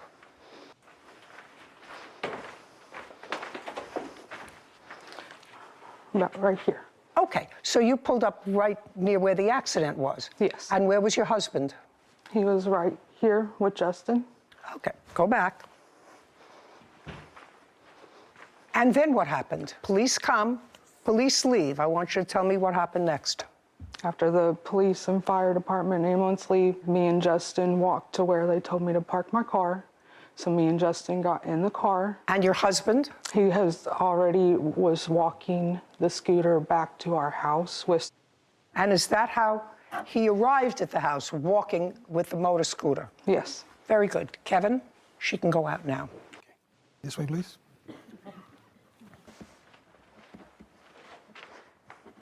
Now, as soon as Kevin gets back, I'm going to take a look at your estimate. Thank you, Kevin. Okay, so protector muffler, reasonable. Front fender, unreasonable. Just a second. You understand? Yeah. Okay. Radiator cover, footrest boards. No. Rear reflector is reasonable. Exhaust pipe. Okay. Now, Mr. Major. Yes, ma'am. I'm going to tell you that ordinarily I would award him half the damage because I think that he was 50% responsible for this accident. I think he was driving negligently with his son. I think his son was actually, his 12-year-old son was driving the scooter. I think that that's what happened because his story about him sitting in the rear seat hunching over his son in a 4-foot wheelbase is not something that I can conjure. And if it was true, it was still reckless. So I would actually ascribe half of his damage to him. I'm not, and I'm going to tell you why. Because if there was a lot of traffic, you are at least partially responsible for not being more cautious. You're driving in a big car, there was somebody behind you because you did in fact hit them. And you have to be very cautious when you're driving a big car. The reason I'm ascribing all the damage to you, sir, is because you had no insurance. And nobody belongs on the road without insurance. And there has to be a penalty when you're driving without insurance, just like when you're driving without a license. Do you require a license? Just a second. Hey! Where you live, which Sarah can check, do you need a driver's license to ride a scooter on the street? No, you need an endorsement for a Class B scooter. A what? An endorsement for a Class B scooter. Okay. Do you have that? Yes, ma'am. Does your son? No. Your son was driving. Your case is dismissed. We're finished here. Thank you very much. My son was not driving. This court is adjourned. I had insurance, but I had it on my other vehicle, not on my truck. I didn't feel nothing until he was pounding on the back of my window. I did not see the scooter until after the fact. Wear your helmet when you're on a scooter and have insurance when you're back on your driveway. You know what was interesting about that, Sarah, to me? The one thing he said, which came out sort of by accident, was that his son was in front of him. And there's no question that... I can imagine a world in which you're very uncomfortably trying to ride around your son, but he's not a 7 or 8 year old. You know, he's a teenage boy who's 5 feet tall, and that would be like one of us sitting in front of him. So I agree that it doesn't make the most sense. I could fathom it. However, common sense kind of kills it. Common sense kind of kills it, and so does, we were all wearing helmets. Yeah. And so does, I pick him up in the motor scooter, and this guy for sure lets his 12-year-old son drive it. And there's a lot of traffic based upon what both things, and the defendant had no insurance.